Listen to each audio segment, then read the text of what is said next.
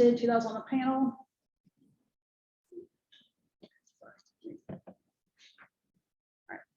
If you need the restroom, they're located on either side of the elevator.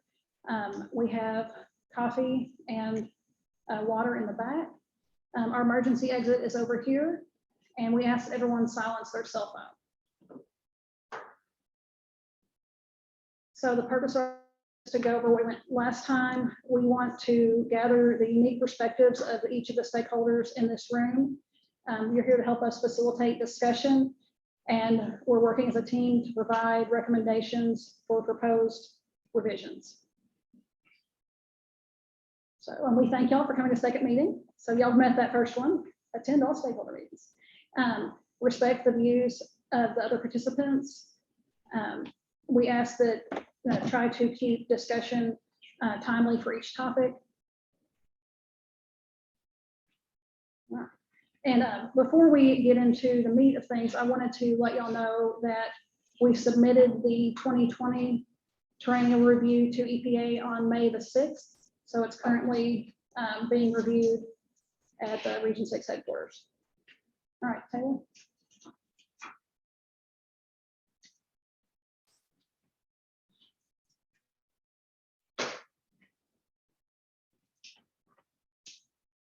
All right, good morning, everybody.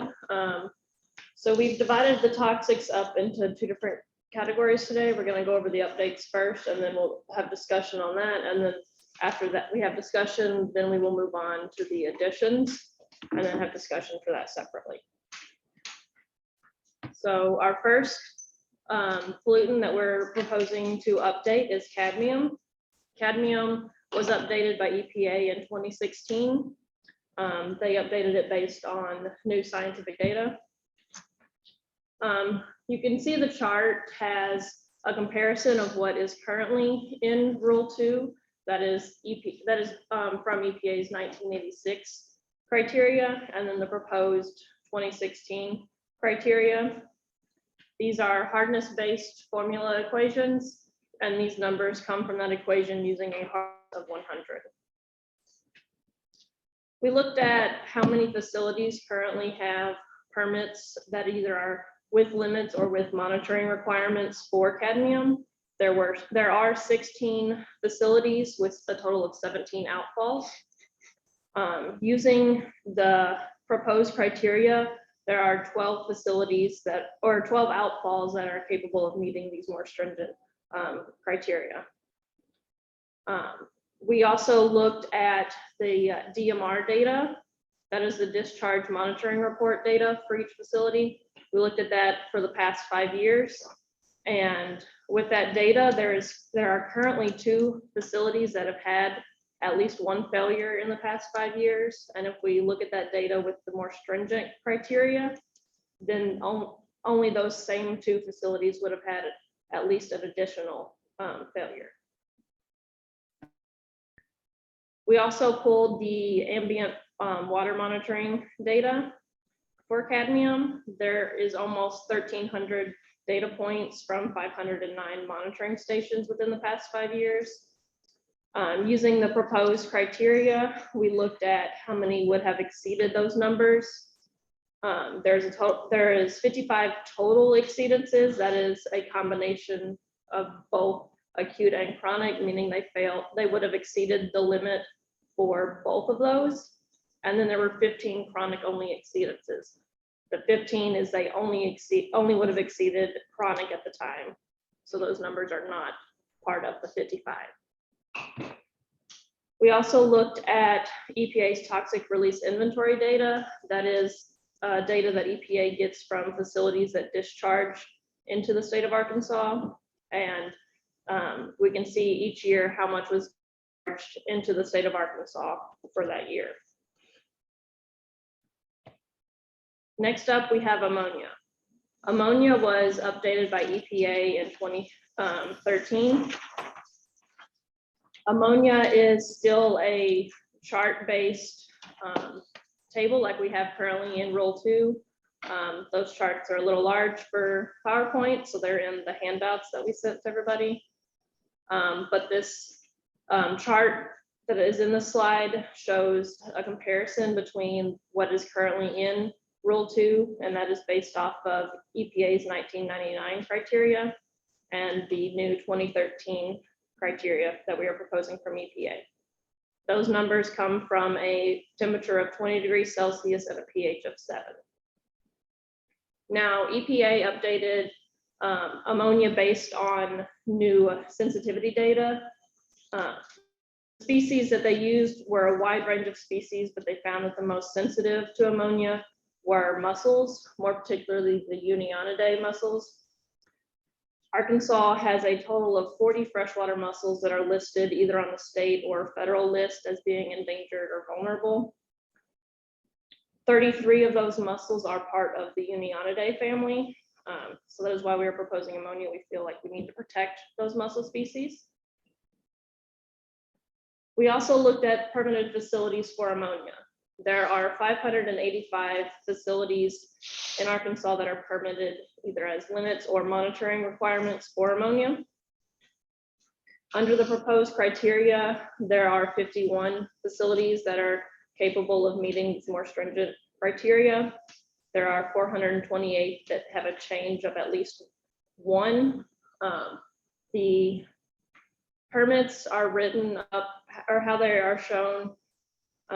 They can have mass limits, which can either be monthly or 7-day or daily, and the same thing in concentration. So they could have a total of 4 different values in a permit. And that's what I mean by one value could have changed. Looking at DMR data for the past 10 years for ammonia, there are 357 facilities that have had at least one failure within the past 10 years. And if we look at that with the new proposed criteria, an additional 19 facilities would have had at least one failure during that time. And again, we have pulled the toxic release inventory data from EPA, and we can see how much ammonia has been discharged into the state of Arkansas each year. And with that, I will take any questions.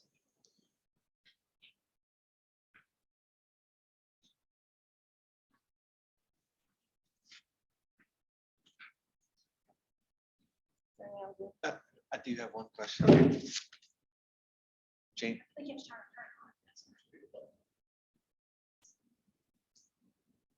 Testing, testing.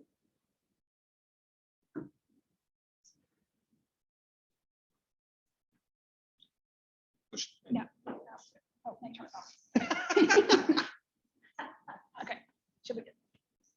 Testing. This is James McCarty, Beaver Water District. Just a real quick question.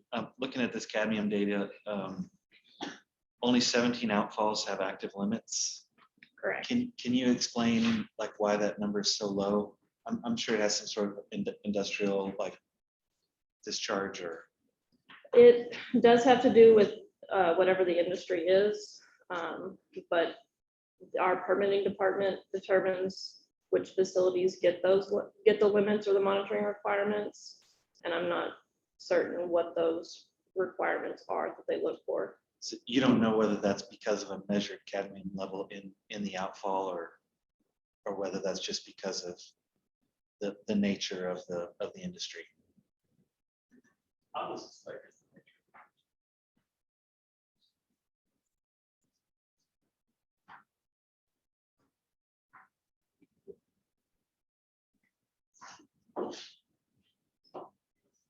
might be able to shed a little light on that. I'm Sean Simpson.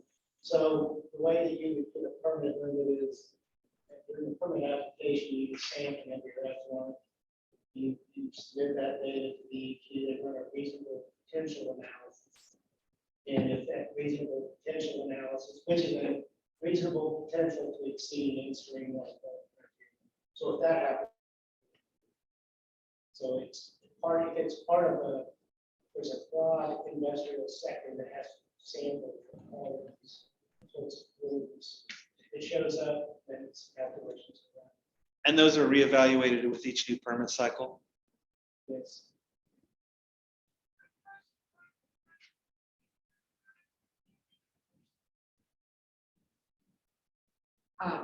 Darcia Ruth with Department of Health.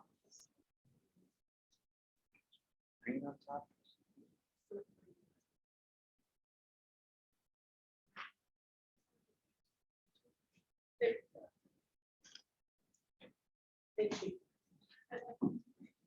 I'm not smart enough for the other one. Darcia with the Department of Health.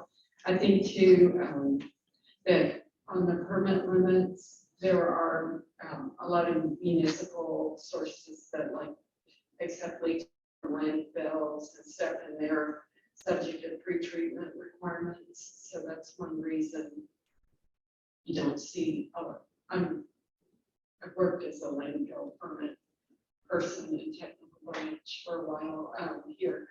That's one reason you see so few academy. I know in the other programs in the building, they are all over academy as a potential problem. I think, no, do you guys collect cadmium data in your monitoring program? Yes, we do. You want to go back to that slide? Yeah, so we do collect cadmium data from all of our water monitoring stations. And for the past 5 years, there was a total of 509 monitoring stations that had a combined 12,718 data points.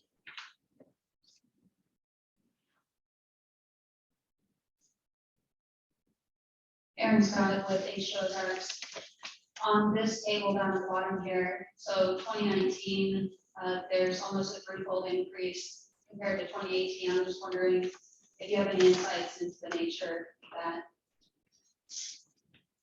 I'm not really certain on why they increased dramatically from 2018 to 2019. Looking at a wide range of the years of TRI data, the numbers for multiple parameters do seem to swing up and down. There's not really much to speculate on why without just making guesses.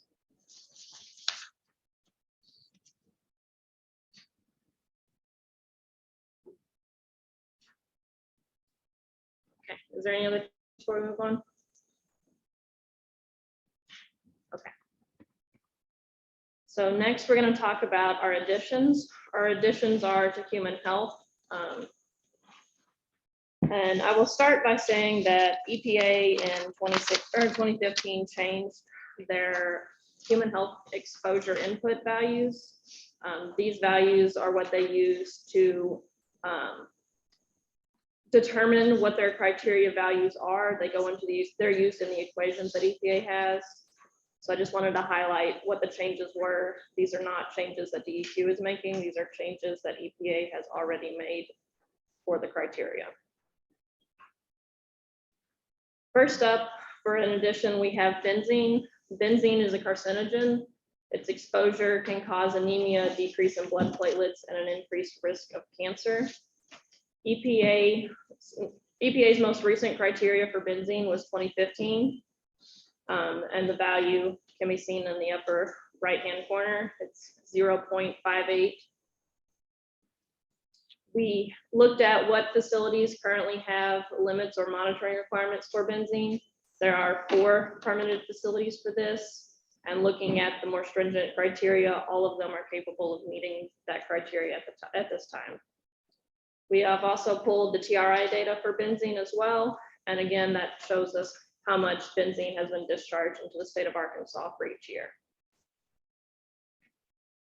Our next addition is toluene.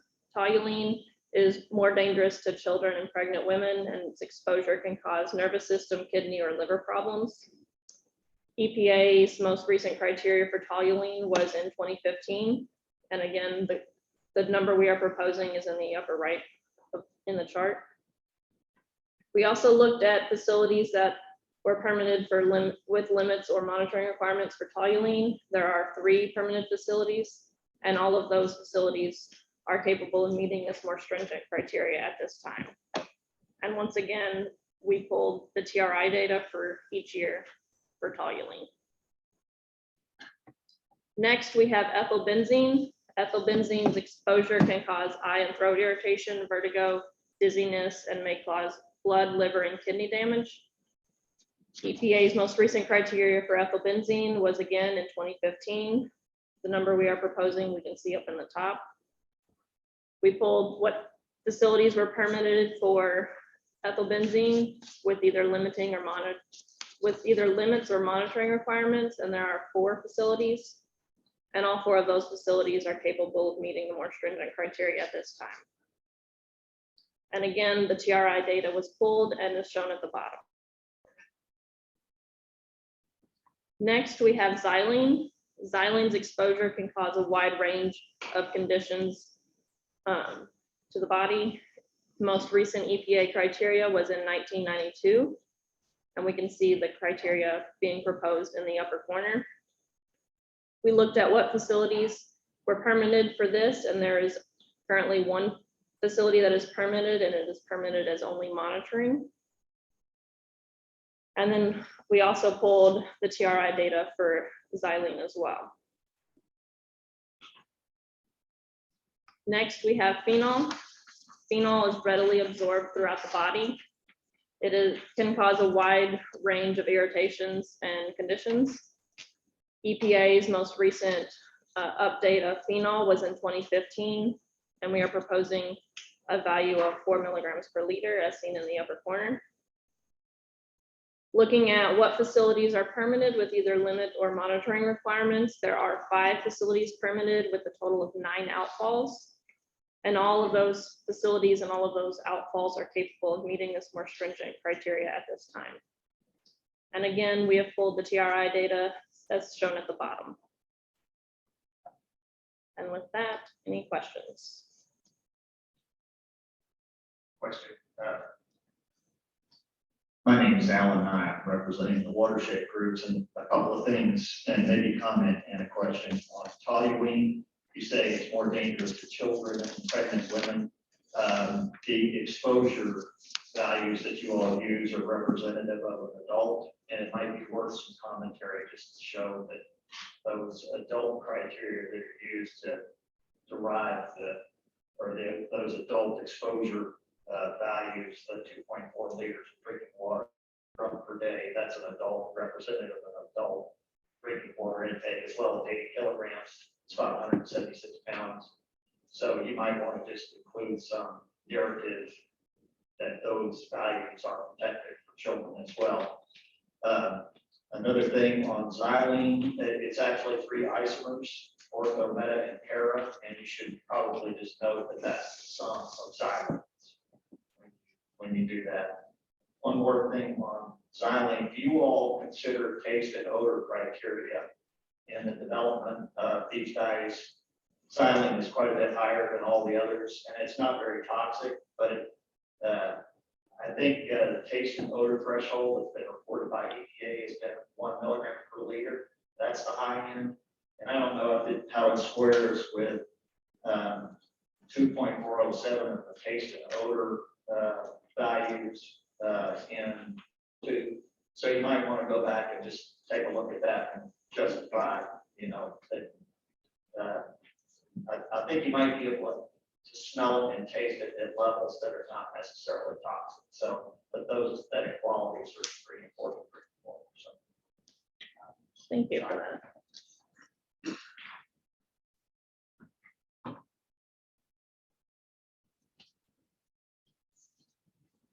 Sean Simpson, out of the, I'll just say, universe of pollutants that have human health criteria associated with them, what's your general process you go through to select a particular chemical over another?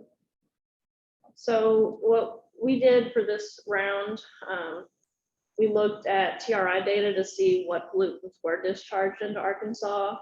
We looked at EPA's IRIS report, which is the Integrated Risk Information System. That tells us how EPA got their values, how confident they are in their values, and what the scientific data is behind EPA's reports. So we looked at which ones were discharged into the state, how confident EPA was in their values, and we chose pollutants that EPA had a high confidence in because we wanted our Rule 2, our criteria in there to have sound scientific backing behind it to make sure that we were confident in the numbers that were going to be protective of our citizens.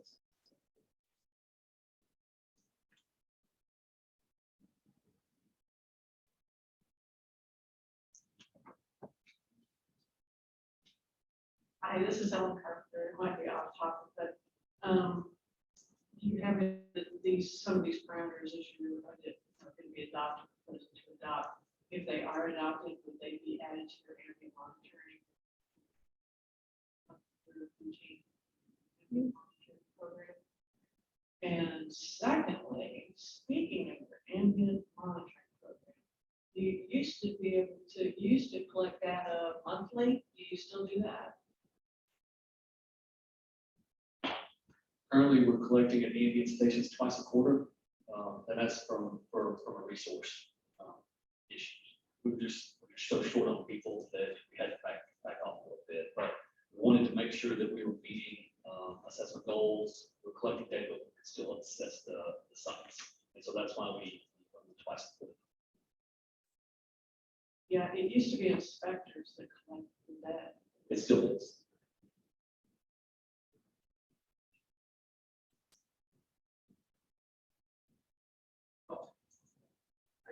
Are these parameters? I think the first thing that we need to do is ensure that the lab has the capability of running those parameters. If that is the case, then I suspect we will.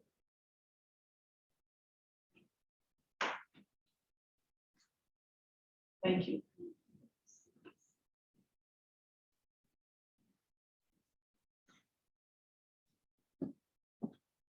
Are there any other questions?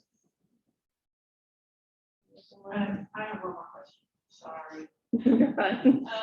So is, are cyanotoxins, the CPA have some criteria for cyanotoxins, and if they do, why did DEQ elect not to adopt the criteria? If they do, they're very new. I can't remember exactly. But we do have the HAB program that we're currently using to help monitor for cyanotoxins. Oh, what sort of monitoring is that? Essentially, it's a response-based type of system. I mean, once again, the resource issue, you don't have people out on lakes all the time doing that, but we did put out our HAB management plan back in, I think, early 2020. We're looking at revising that right now just to incorporate, any kind of latest science that's occurred since then. And of course, whenever there is an issue or we hear of an outbreak, we've got kits to all our inspectors in our regional offices, so we can have a quick response if something's happening around the state. It's close. We will go ourselves and collect the data. We run the toxins here ourselves in the lab. Of course, we work with our partners to try to get the word out, put up signage, things of that nature. If for whatever reason that didn't happen, we will go out and put out the signs ourselves. We have in the past issued press releases, things of that nature, just to try to make sure that all the citizens in that area know what's going on around the water. James McCarty, Water District. I just want to point out there are numeric criteria from EPA for toxins. Although I will acknowledge that the difficulty of toxins in that they are not a discharged toxin, but one that is created within the environment by cyanobacteria. So you understand that that's difficult, but I think that there are standards that we could use.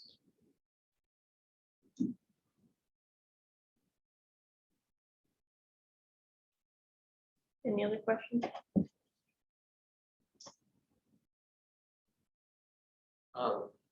Bree commented that we also collect toxins on the routine lake sampling for data gathering purposes, and that we are currently using those recommended criteria as action values.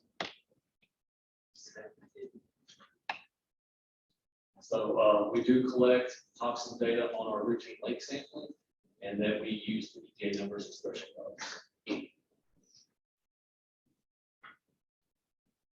How often do you do the routine lake sample? We have it's quarterly. Approximately, probably me get this wrong, but I want to say around 23 lakes. But once it gets back to. I understand.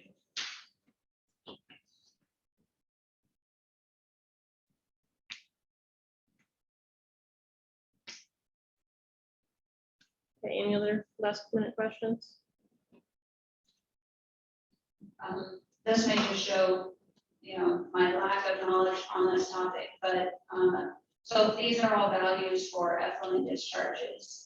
And you may be implementing ambient monitoring for these chemicals.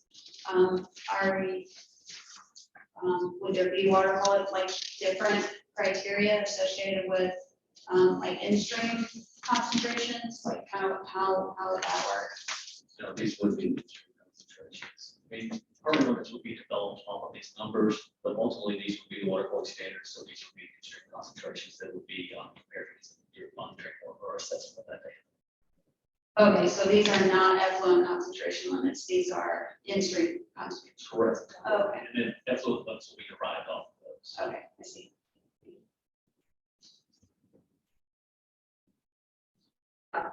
Darcia Ruth with the Department of Health. And Darcia Ruth, EPA in 2019 released the recreational exposure ambient water quality criteria for two cyanotoxins that would be microcystin at 8 micrograms per liter and cylindrous permoxin at 15 micrograms per liter. And they do have recommendations for the 10-day screening. And we work really closely with you guys and appreciate that partnership. Some other people in the room have been in on that. But I do think it's time for us to consider the cyanotoxins for inclusion, at least those two.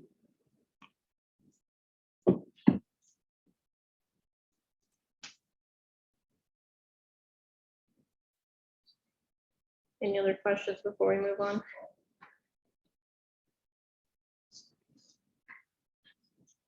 Okay. So next we have Yinka. Yinka is going to present on site-specific DO criteria.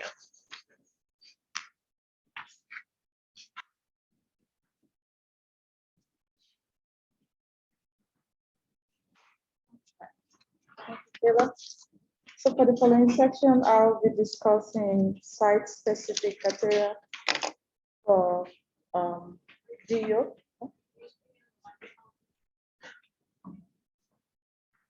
Can you hear me better now? Okay, so I was saying for the following section, I'll be discussing site-specific DO criteria for 3 of our assessment units that's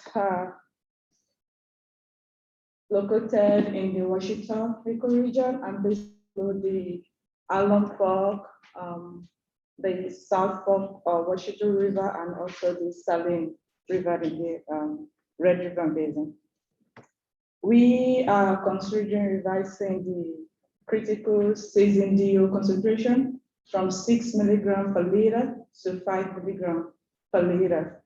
And the reason or the rationale behind this revision is based on the data that we've collected over the years from these assessment units reflects that there is need to revise this the critical concentration.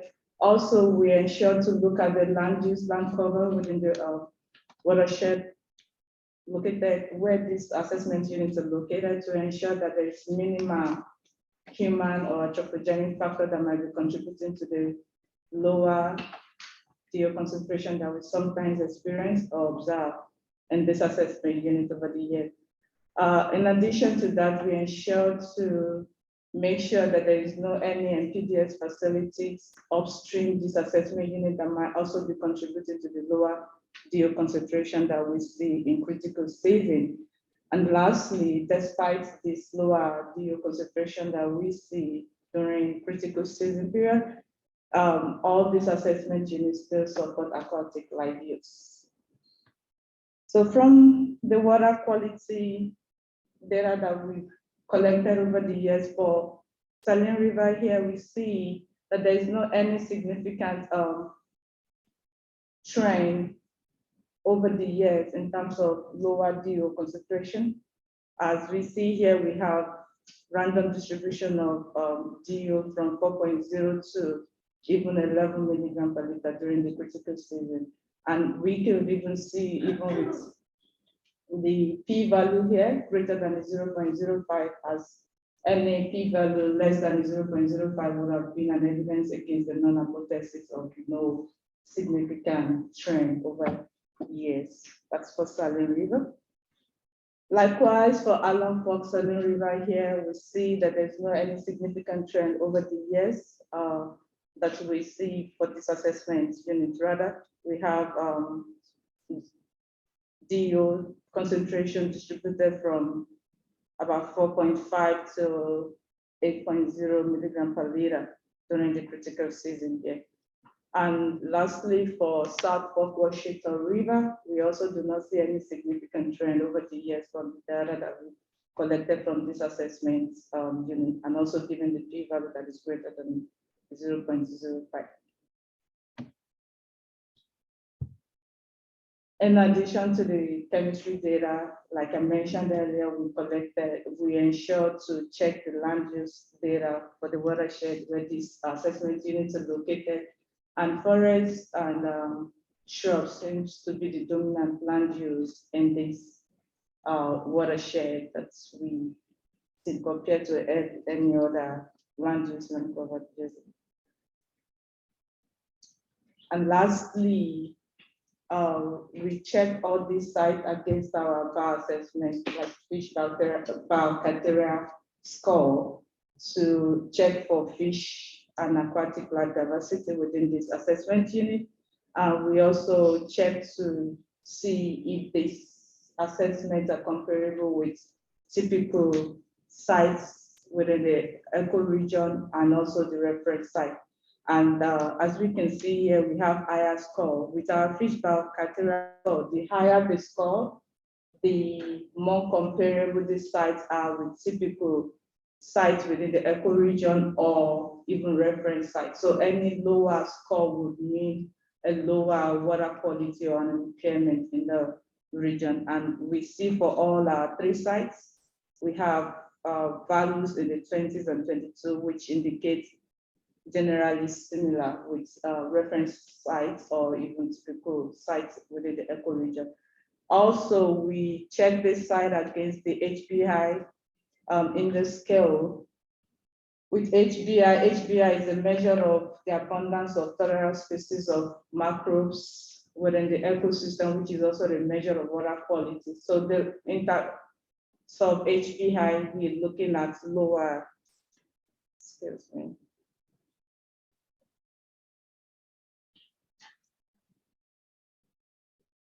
Anyway, we're looking at, what am I pressing here? Go the other way.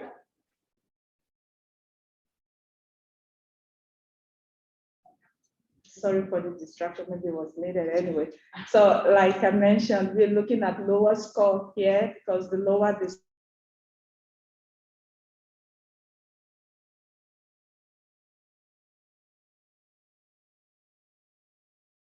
a category of either good or very good, and that's what we showed it for.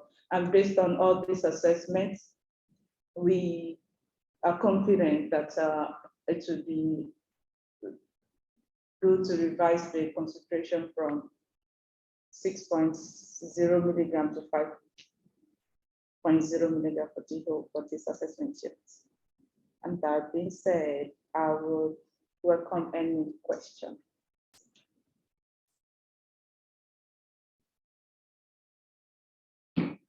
I have a question about your sampling program for DO.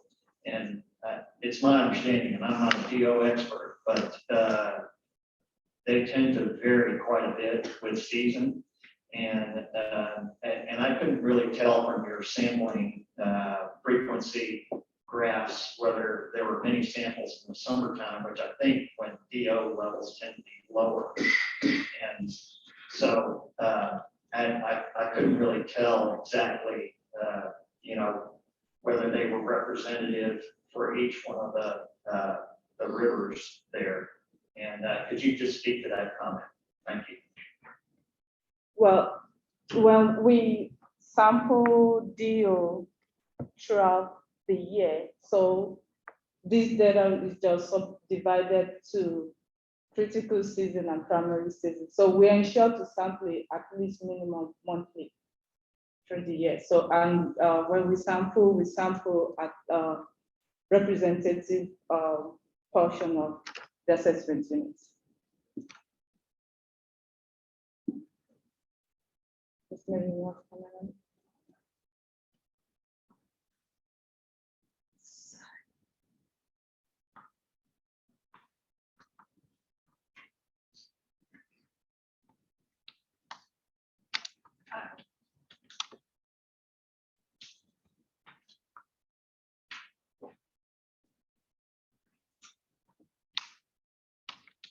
I'm still welcoming more questions.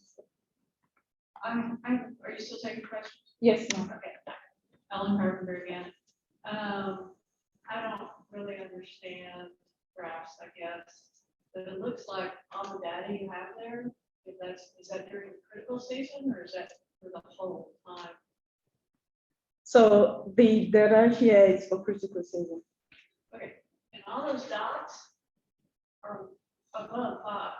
So why are we lowering it to 5? Sorry, this is a combination of both critical and primary season, but essentially for the critical season, we tend to have lower concentration.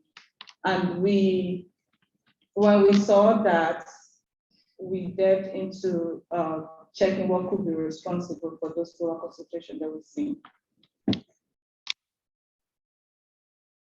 And what this graph represents, okay, maybe I should explain to that. So when we checked for this data and we saw lower concentration during the critical season, what we tried to see if those lower concentration are, are we getting that over the year? Is it significant? Over the year, if it's significant, what could be causing this? And that's what this is showing here. There's no any significant lower trend over the years, even though we get sometimes lower concentration and then sometimes we do not. And if you don't mind, Mary Barnett with DEQ.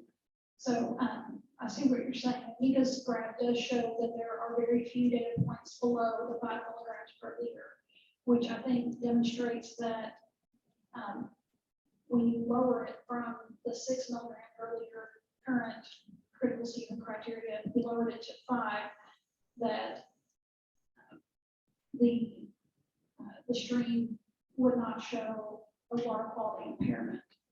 And that lack of water quality impairment is backed up by the support of the biological data of the fish and the macroinvertebrates. So if you imagine a line at 6, you can see there are quite a few numbers, quite a few data points that are below a 6, but there are not that many below a 5.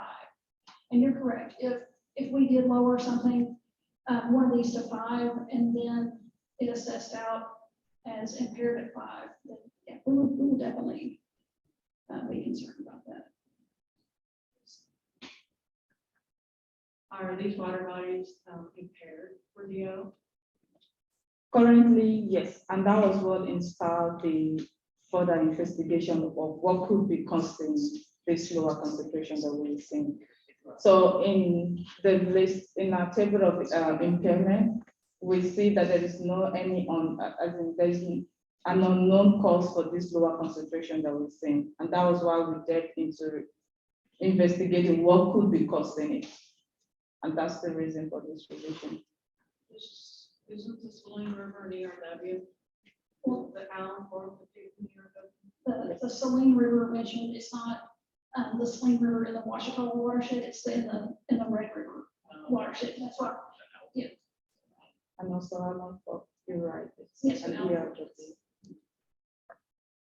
So while the water quality data, the criteria of 6 currently might show an impairment, like you just said, there is not, there's not an indication of a land use factor or a permanent facility factor. So our investigation was to show that this 5 drinking season is natural within these watersheds. It occurs routinely. And as you can mention, there hasn't shown a downward trend. So it's not that there's a anthropogenic cause making these values go lower.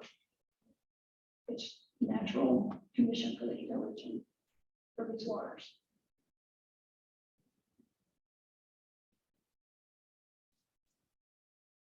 Yeah, Jason Phillips, Fish and Wildlife Service. I understand the rationale there that these waters are currently impaired, and so you investigated, what may be causing this. You feel like it's natural that they get that low during the critical period, therefore the standard should be lowered so that they're not impaired.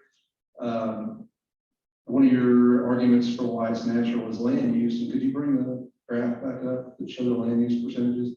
I'm just curious. I mean, they were kind of, Allen Fork, I think, was like 86% or something forested, but one of them was under 50%.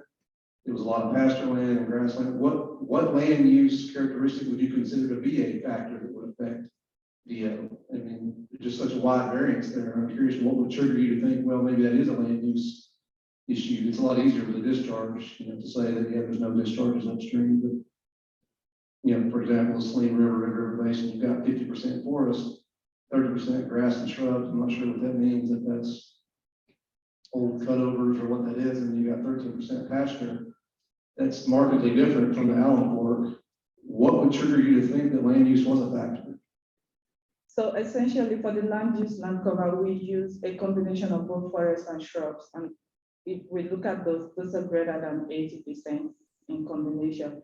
And also every of this land use, yes, you're right, we have 30% pasture on the Saline River and also South Fork, but all of these land use have been, it's not anything recent. This has been like that historically. So there is nothing triggering the lower concentration that's extreme. So like a combination of forest and shrub grassland, if that's above 80% and it's been that way for a long period of time, you would consider that's not to indicate that land use is not a factor, correct? that's a good natural indication of the watershed. Okay. One other question, I couldn't help but notice the difference in collection periods. Like a couple of these had 25, 30 years worth of data, and Allen Fork has like 3 years of data. What's behind that? What is there something else going on in the Allen Fork that really is stimulating the need to lower that based on such a short period of record, or what's going on there? That's funny. I'll take that. So the Saline River had an AV station, so there's a lot more data on that. The other two, those had 2-year studies done on them where we collected data every month and collected biology, macros, habitat analysis, et cetera. So I think 2 of them were probably more akin to what you would see at UAA, 2-year study, water quality, biology, et cetera. And the Saline River, I believe, was the one that had an ambient station on it, so we just had a greater data set. I mean, when you said Saline, you mean Allen Fork or Saline, or? Now the Saline River from the Red River Basin. Okay. The one with all the dots, okay, I got you. But even the South Fork, Washita had like records from 95 up till 2018 or whatever it was. Right, some of them just had more historical data than others. Okay.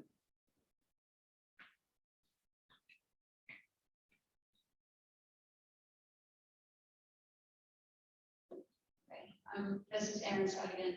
I'll try and communicate my question effectively, but basically, so the limit is 6 now. We're proposing going down to 5. We see on these charts, most of these values are above 6. Some of them are between 5 and 6.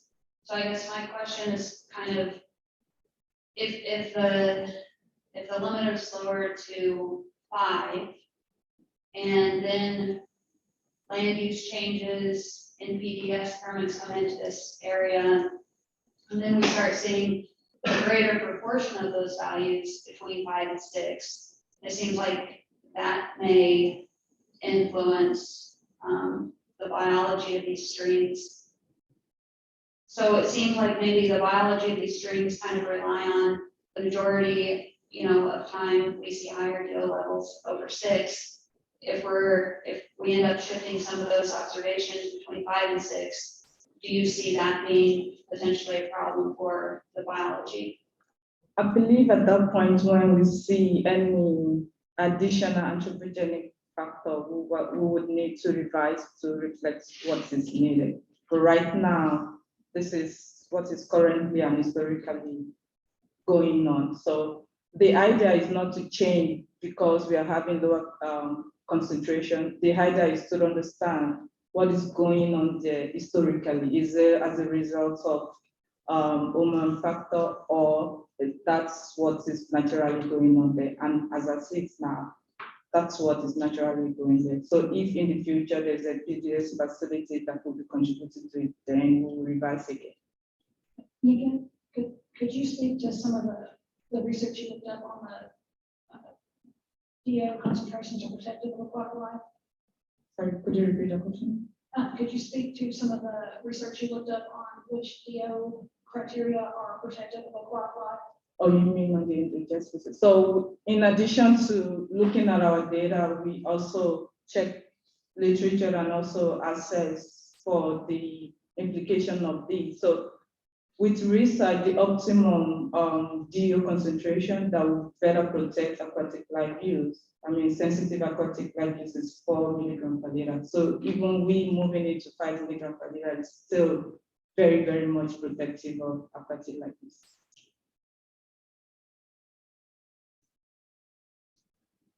Just a general comment on, I guess the goal is to evaluate the variability and understand the variability of lower dissolved oxygen to the critical season through time. And I think one way to do it, DEQ's historic approach at ambient monitoring is the sampling at the road crossing, which are usually pools. If we were to really understand the variability of dissolved oxygen through a system, we should be looking at multiple sites through a system like a traditional UAA, where you have a gradient upstream to downstream to really understand the DO variability. The other question I have, the actual question I have is, what is the watershed size between these three? The Red River's above Eric's, Allen Fork's pretty small. Washita River at South Fork Washita at Mount Ida is fairly large, and there is a point source of discharge immediately downstream at that point. So they are all greater than some miles square, and that's the reason for the initial DO concentration to be 6.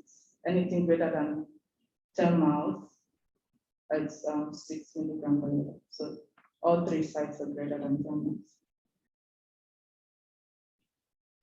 And thanks for the recommendation on checking out the variance. So yeah, one more comment on that. As far as the land use changes, is that the 2019 NLCD table there? Okay. So one other comment there was actually look at land use changes through time to measure data availability. So has the land use changed through time? And so during that time period where your data is collected, has land use changed? So we're looking at a static variable there instead of a continuum. So that was what I mentioned earlier. Whatever land use that we have in this table, that has been the land use that have been there over the years. So there hasn't been any changes over the years. So it's been like that for a long time. There is not any recent update to land use in this watershed area. James McCarty, Beaver Water District. Just a real quick question. When you're talking about land use, are we talking about land use of the entire basin or just the land use that drains to that site? That's the basin, the watershed area. Okay, I would just recommend that in the future, that you should be looking at the subcatchment that actually drains to the site and not necessarily the entire basin. Because these are big swaths of the state of Arkansas. And what's going down in the south end of the Red River Basin is not characteristic of what is actually draining to your sampling site. So let me check with Ms. Mary. Ms. Mary, the land use that we use is for the upchurch. That's supposed to be a survey, isn't it?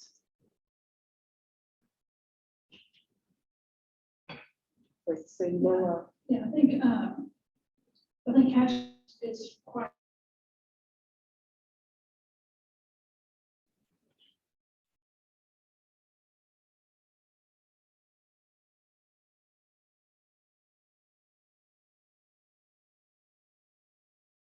I'd point out that there is historically a lot of mining activity in the Washoe Mountains in this area. I'm not sure how much beyond the quartz mining is out there right now. There still is barite mining and some other mining, and of course bauxite is a huge big deal, and then the whole magnet code stuff as well. So I don't think using the word no anthropogenic activity is really quite what you mean to say either. So.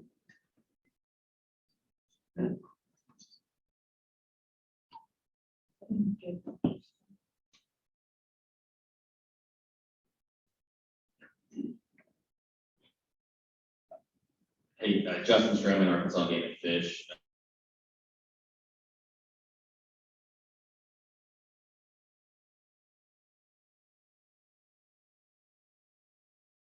On the Allen Fork and Middle Fork come together before you get to that area of growth, but that may, be something to look at, the cumulative impacts of all that new development. I know right now, maybe not there, but there's a bunch of new stuff being built there just west of town that lowering the standard may affect in the future. There's quite a few sensitive mussels. The Washita Mad Tom is known from this area as well. So these are somewhat sensitive, rare species. So something to think about before you issue this final decision, that downstream, quite a bit of stuff. It's sensitive and you got growth happening. Thank you, Justin, for that comment.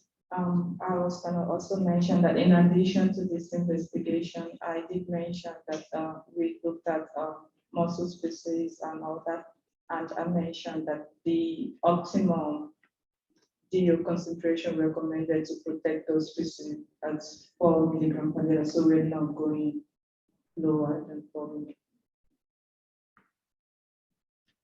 Sean Hodges from Buffalo River. Is there any continuous data from these sites to look at the daily swings and deal? We do have our short-term data. Yes, and do we have that slide?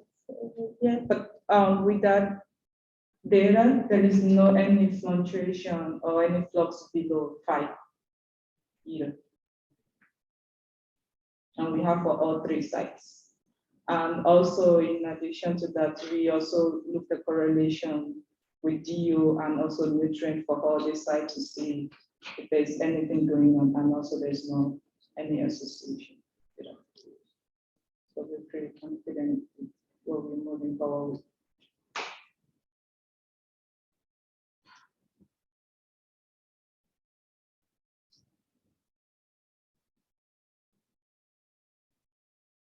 Thank you.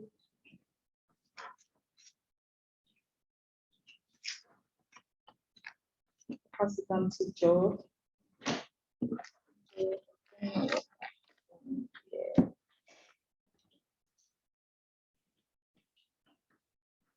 Okay, thank you. I just want to give an update on the status of our ecoregion studies. These are some very large studies that we've been conducting over a number of years, and they will have a big impact on many things moving forward. And so I wanted to give you an update on where we are on that.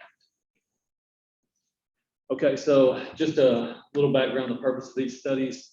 One of the things that we would like to do are to create new IBIs for fish and macroinvertebrates, whether those be ecoregion by ecoregion or maybe a grouping of those ecoregions together, something like the interior highlands, maybe the South Central Plains with the river valley, things of that nature. So we are collecting data with fish and macroinvertebrates to move towards new IBIs. And then with that, we also want to move towards developing tiered aquatic life uses. And so we are going to use that data towards that effort. Also, it's going to be used in the development and revision of quite a bit of criteria. A couple of those are development of criteria and the revision of minerals criteria. One thing we would like to do is have paired biological data with water chemistry data. And so over a gradient of conditions. And so that is what we're currently looking at in order to further these efforts. So, what does the data collection look like? So for each ecoregion, we have monthly water quality data. We collect our fish in the critical season, generally when those temperatures get above 22 degrees. That usually starts in late June, early July, and continues through late August to early September. We collect our macroinvertebrates in the fall, generally late October through November into December. Depending on water conditions, we might go later in December. We also like to have two 48-hour diel SON measurements where we collect DO, pH, and temperature. We try to get one of those dial measurements with our fish collection, and then we'll do another one in the critical season as well. We like to get that dial data in the critical season to see what the impacts are when you have water temperatures that are high and flows that are low. And we also like to have that tied with the biology. So oftentimes, your flow, your DO, and your biology can explain a lot when put together. And as I talked about, we have habitat and flow. We've recently updated our habitat SOPs, and so we are collecting a robust set of habitat data, and we are getting measured flow data whenever we are collecting our fish or macros, and with one of those, of course, is our diel data. In the growing season, depending on where we're at, we're going to be collecting chlorophyll A data or periphyton data. As we move into the Boston Mountains this summer, we will be collecting periphyton data. When we were in the South Central Plains, we were collecting systolic chlorophyll there. All right, so just to go over all the ecoregions with y'all and where we're at in those. Some of this predates me, so I'm going to go on some historical data here. The data collection started in the Ozark Islands back in 2013. At that time, 19 sites were sampled. Those were all ERW sites. And like I stated earlier, we like to get a gradient of land use. And with that, we should be seeing a biological gradient as well. With that information, we can do some stress response analysis and see how the biology is interacting with the water chem. What we are going to be doing is, since those were all ERW sites, we're going in to collect some data on a broader range of sites and a broader range of land use disturbance. And so we'll be going back into the Ozark Highlands in the summer of 23, and we were collecting 30 more sites across that gradient. In 2014, we were in the Boston Mountains. Once an ERW study, so only our ERWs were sampled. There were 26 at that time. This summer, we are going back into the Bostons to get that gradient of data, and we will be collecting 30 more sites there this summer. The Ouachita Mountains were collected 2016 through 2018. This was collected across a disturbance gradient. While there were 51 sites sampled there.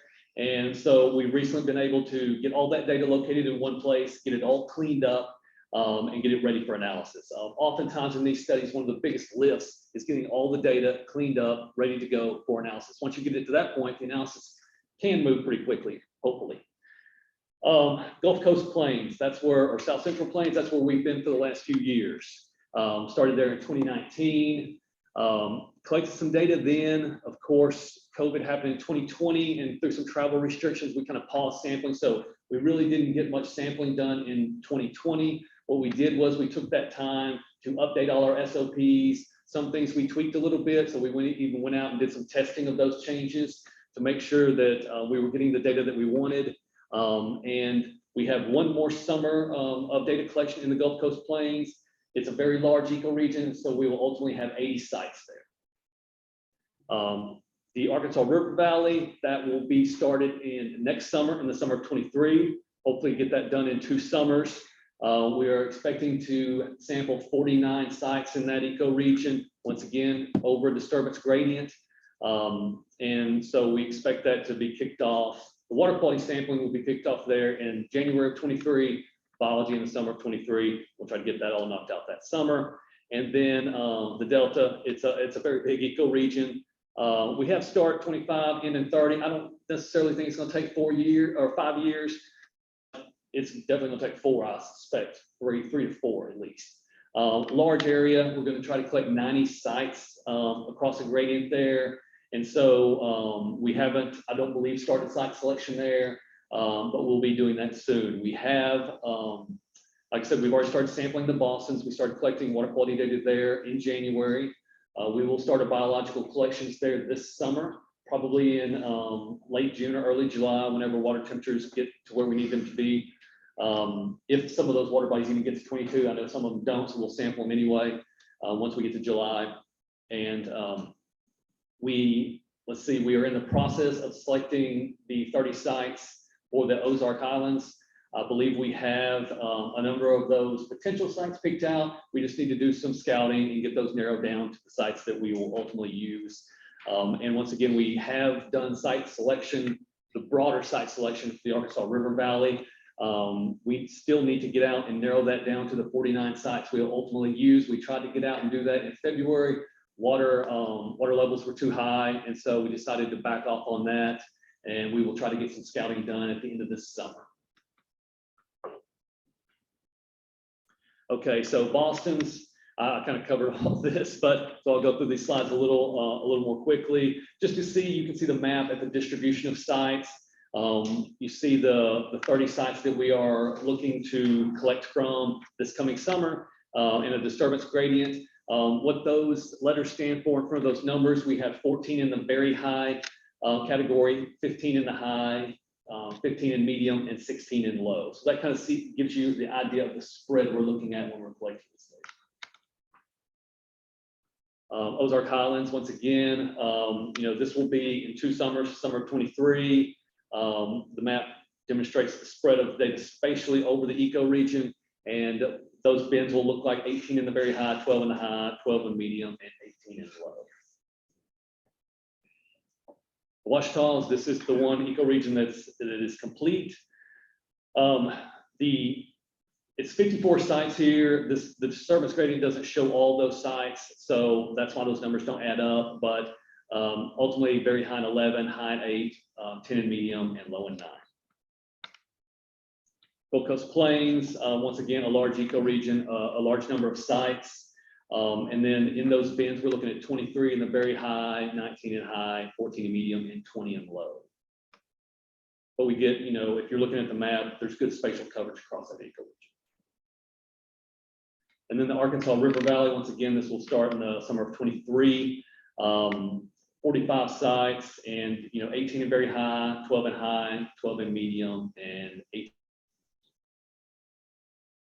All right, so this is what we have currently collected across the state. Once again, if you look in the Ozarks and the Bostons, you will see those are the ERW sites that were collected a few years back. We have the Ouachitas, which are completed, and we have the Gulf Coast Plains. That is what's currently collected. So by the end of 2022, by the end of this summer, you will see that the Eastern Gulf Coast Plains should be filled out. And also we will go in and get those 30 sites in the Boston Mountains.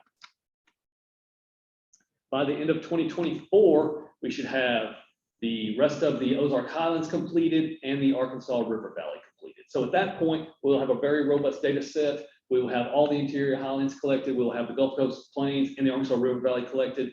And so I feel like we'll have a really robust data set there. We can look at individual ecoregions, but as many as you know, if you look at ecological data, it can be very noisy. So it may be that these ecoregions are similar enough to where we could put those together, get a larger data set, and clean up some of that noise. And so that's kind of the plan going forward up until 2024. Of course, the Delta's not there yet. Like I said, we haven't quite selected those sites. We're planning on 90, and those will be starting in 2025. Okay, any questions on that? I know I covered a lot of information, and these will be applied to a large amount of criteria development and IBI development, tiered quality stuff, et cetera. James McCarty, Beaver Water District. I just wanted to say, I appreciate you putting this information together for us, so that we can kind of see the progress. It's something I know that we've been asking for a while now. It's good to see a timeline. But I just wanted to reiterate, I said this last time, and I'll say it again this time, there are partners out there who are willing and more than willing to kind of cooperate with you on this data collection activities. I mean, you guys are already using our data. I don't think there's any reason why we couldn't help with some of this ecoregion study data collection as well. And maybe get that timeline moved up a little bit. I love it. I appreciate that comment. Yeah, and we spoke a little bit last time. I do plan on, contacting y'all before we get into the Ozarks in 2023. And, we'd love to have some partners come out and help us on that project. So thanks for the comment. John. I'm just curious about how you arrive at your disturbance. Okay. Lindsay, would you like to talk a little bit about that? She's in a much better position to answer that question. I thought that might come up, so I'll let Lindsay answer that. So we look at mostly land use as far as having area disturbance things, and then we also look at things like the NPDS permanent facilities in the area and CFOs, all sorts of things that might impact water quality. So we look at a watershed level. We have our septic points. We grab our watersheds. We pull all the land use out, as well as things like road crossings, and NPDS permanent facilities when we make those categories. And so each range of categories is tailored to each ecoregion. It's not something that we use across the entire state. We have a different one for each ecoregion based on their general land use characteristics. Lindsay, when you say watershed, that was catchment level, correct? Yes. James McCarty again, just kind of a follow-up with that disturbance gradient question. I thought that we usually assessed ecoregions based on reference streams, so looking at pristine kind of environment. When did we make the shift from looking at a disturbance gradient across the ecoregion, and how is that going to be used to help us inform what our nutrient criteria is that's being established? And then also, if I can add on, if the delta is not going to be done until 2030, does that mean that's the timeline that we're waiting for in terms of potentially rolling out nutrient criteria? I don't expect to wait till the delta is completed to start moving on a number of things. I think that the delta will be quite a bit different than all the other ecoregions. I don't necessarily think that we compare the delta with anything else and think that they're similar enough to where we could put those together to increase our sample size. And so I suspect that once we get through with the interior highlands, then we'll start, and we'll clean up the data. We'll start, doing some exploratory analysis on it once we have it all collected. But I don't anticipate waiting for the delta to be completed in order for us to start moving forward with a number of things, including IBIs, territorial results. And the disturbance Oh, thank you. So I believe, did you talk about assessment? Because I just wanted to distinguish between assessing versus criteria development. Well, yeah, you should distinguish between those because I didn't.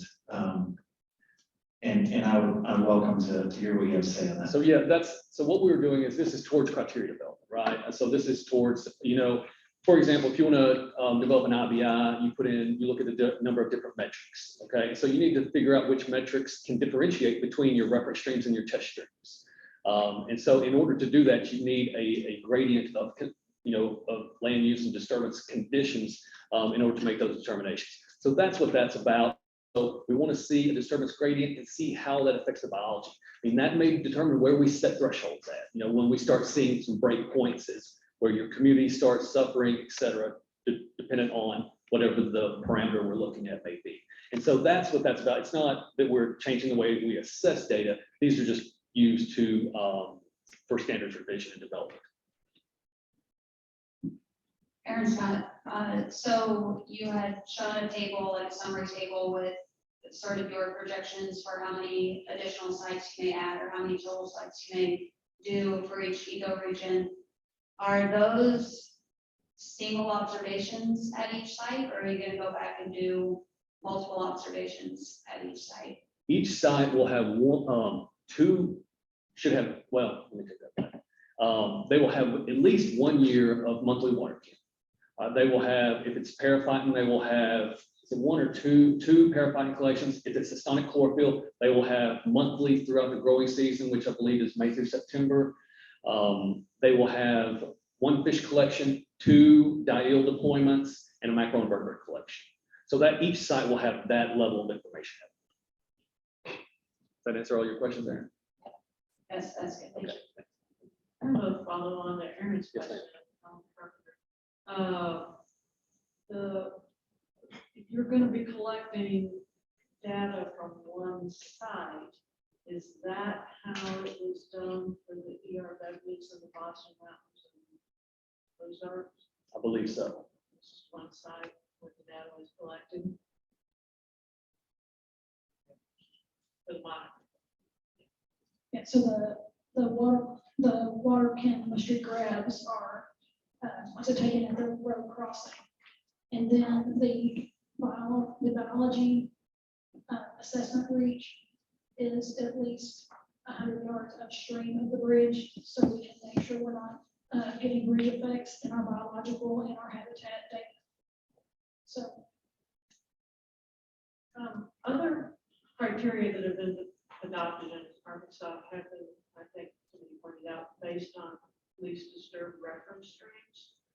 So are we following the same protocols for developing nutrient criteria? We have historically adopted other criteria. Well, I think historically, that's the data they had. You know, if you look back at the 87 ecoregion studies, I believe that was all reference stream data. But we want to collect over the surface gradient, like I said, so we can see how the biology changes over that gradient. So will the data, if we develop any criteria, will it just be based on the reference systems? I think that the reference systems will be taken into consideration. I think that will be one line towards that development, but I think that we'll also look at that disturbance to see where we are seeing any type of community change in macroinvertebrates of fish.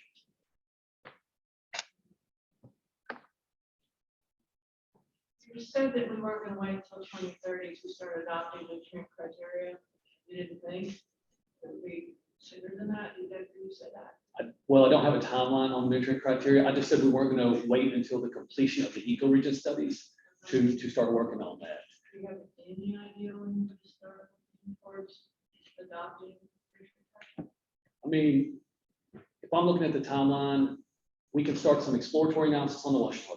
That's the complete data set we have right now. But what I would like to do is finish up the interior highlands to see if what that data looks like, how noisy that data is, and if those interior highlands could possibly be put together to get some type of criteria. It may be that the numbers come out very clean. It's not as noisy as I suspected it may be, and we will, have criteria that are different for each ecoregion.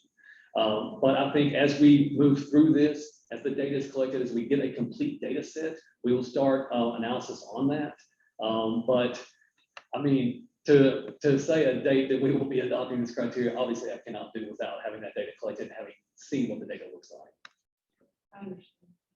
I was gonna say, when Joe says interior highlands, he means the Boston's, Ozarks, and Washington. There's 3 ecoregions.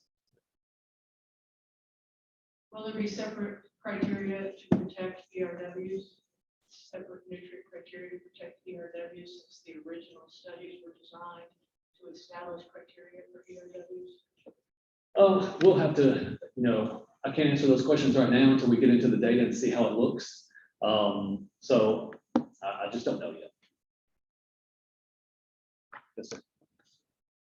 I'm Michael Clay from North Little Rock Wastewater, and here's conversations about nutrient removals, but we have some proposals for nutrient limits. I realize the studies will help derive those, but we have some proposals now for nutrient removals Today, as part of this water quality standard. No, we're not proposing any nutrient criteria in this revision. I mean, ammonia technically is a species of nitrogen, but that's a toxicity-based number, not a, kind of a ecological nutrient type number. And so for the 2023 revision, we are not proposing any specific nutrient criteria. Okay, I'm just a little confused on this. I'm hearing some discussion about nutrient removal here, and I'm just want to make sure that if you're talking about ammonia. I'm not fine with that. I just want to clarify that. What nutrient removal are we talking about? We're just talking about moving forward into the future. As we collect these large data sets throughout our ecoregions, will that data be used to ultimately develop nutrient criteria? That we're not proposing anything today. I was wanting to give a timeline on, these studies. And once again, these studies will apply to a number of things. IBI, security of aquatic life uses, all, a wide variety of criteria. And, this will be such a really great data set that we can, we would use it to potentially apply to a number of parameters. But so that was just kind of a timeline on where those studies are.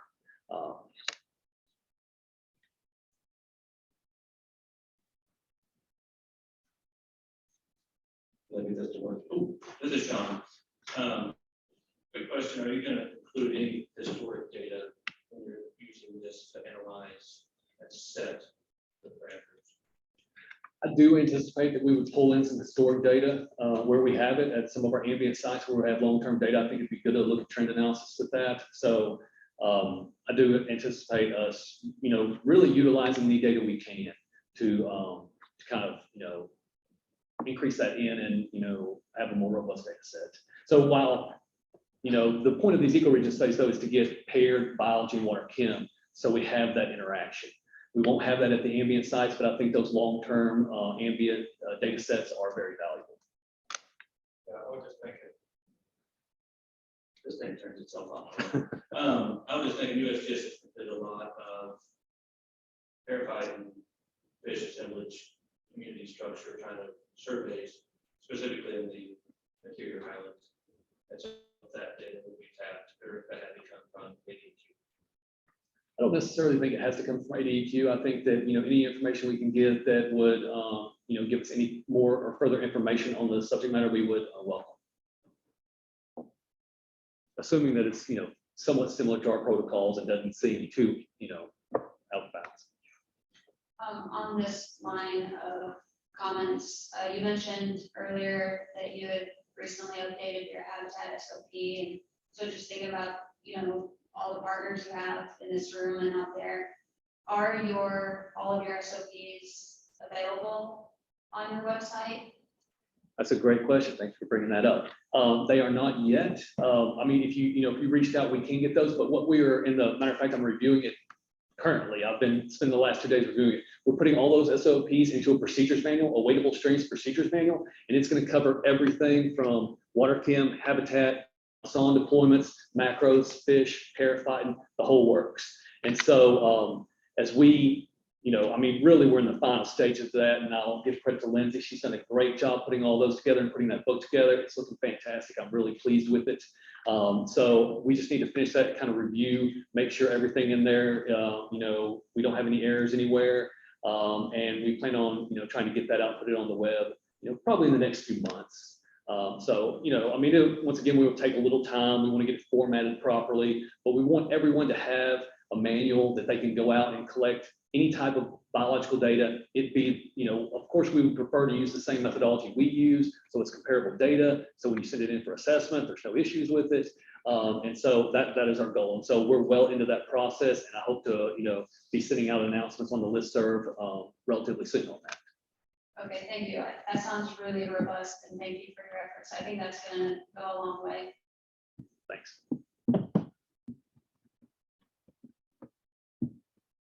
Any further questions? There's a comment on here. Canton, just when James was discussing partners cooperating with us, he said that data is important for conservation planning purposes and that it's a headache chasing it down from multiple sources. So So I'm assuming he's saying if it's in one place, it would be yes, much easier for them. You know that, there's no doubt about that. Okay, thanks. Oh, so Canton Board has stated that when multiple entities collect data, it's a real pain to try to track it down from multiple sources. And so, if that is in one location, that would be easier for other agencies or folks to be able to grab that data and use. All right, any other questions on the status of studies?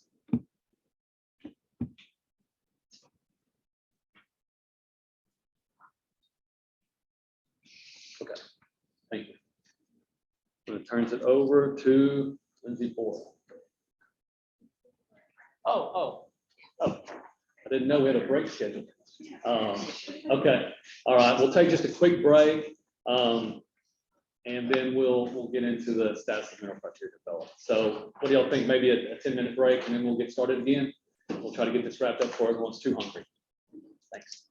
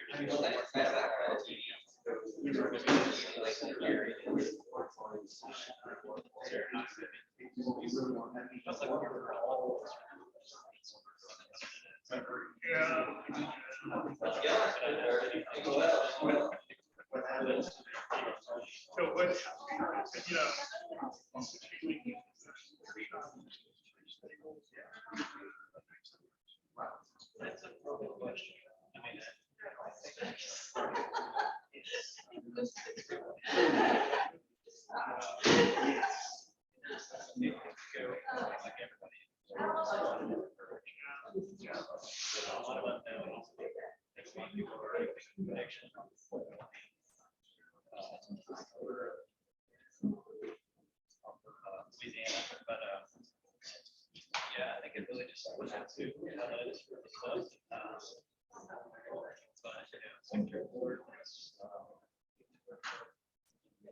The whole department is also what I heard yesterday. Jim Weiss.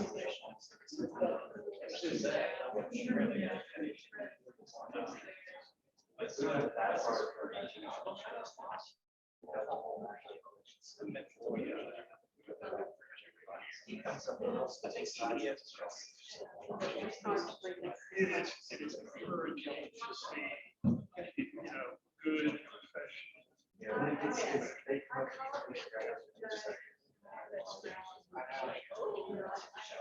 not every position.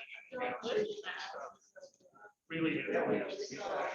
We got songs. Oh,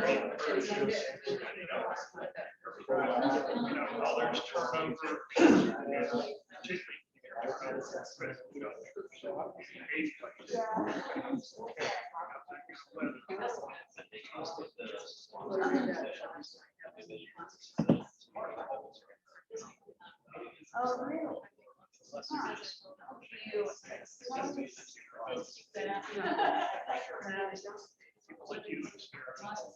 Some people claim they do.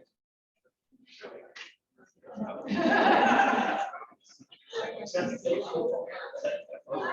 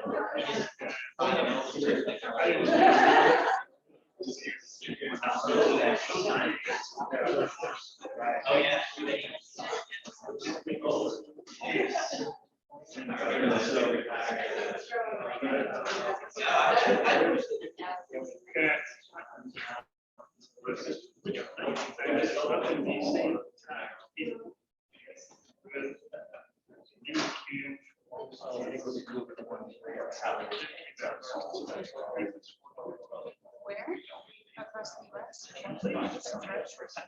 Oh, it's red. Is that like far left or is that? Well, he used to be far right, but now he's far right. Really? Okay. never done that drug? I mean, the drug report sounds. He's the guy who broke the muscle. That's kind of how he got his platform. But his website has not changed. 25. Yeah, he's Not mobile friendly. no. Yeah.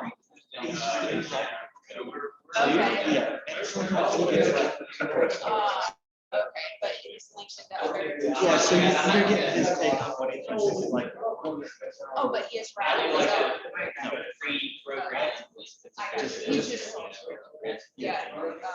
Oh, this is good. Curious, like curious. Yeah.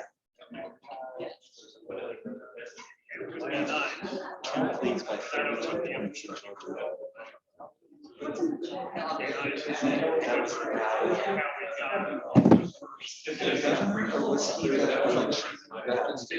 That was the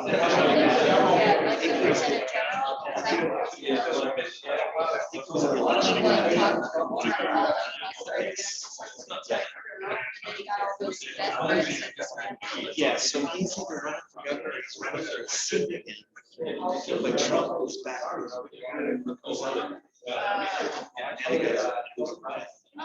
That's awesome. Yeah.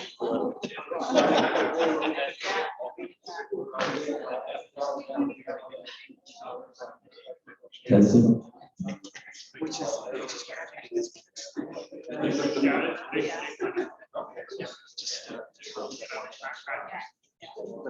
in all other circumstances. All right, let's get started on our last section.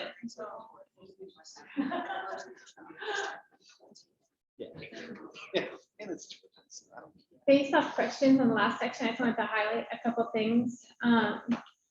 For our disturbance bin gradient, we do have many sites that are in the low disturbance bin, so very little anthropogenic impact in those areas. And so those are going to serve as excellent sites to bulk up our suite of reference sites going forward. So those will serve as reference sites, and we're gathering quite a bit more sites than we've had in the past. So it's not that we don't have reference, it's just that we have additional sites compared to that reference.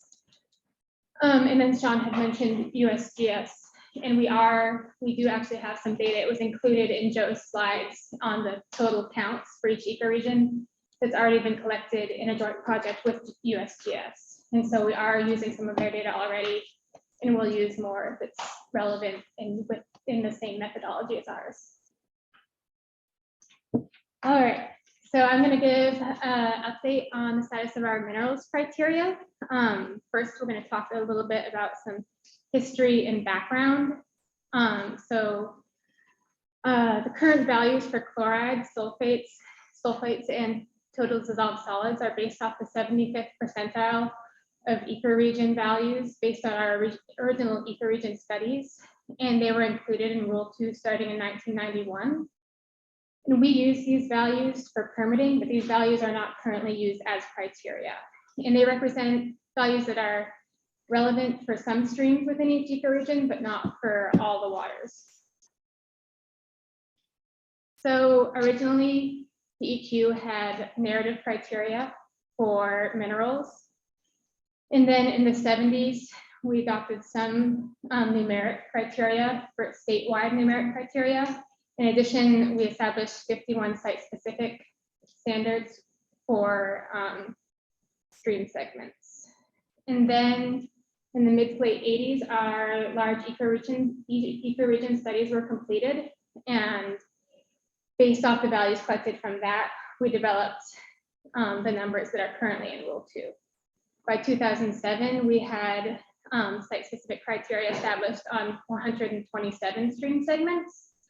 And in 2016, the EA document, commonly known as the ION report, came out, and this evaluated several methods for developing future mineral criteria in Arkansas.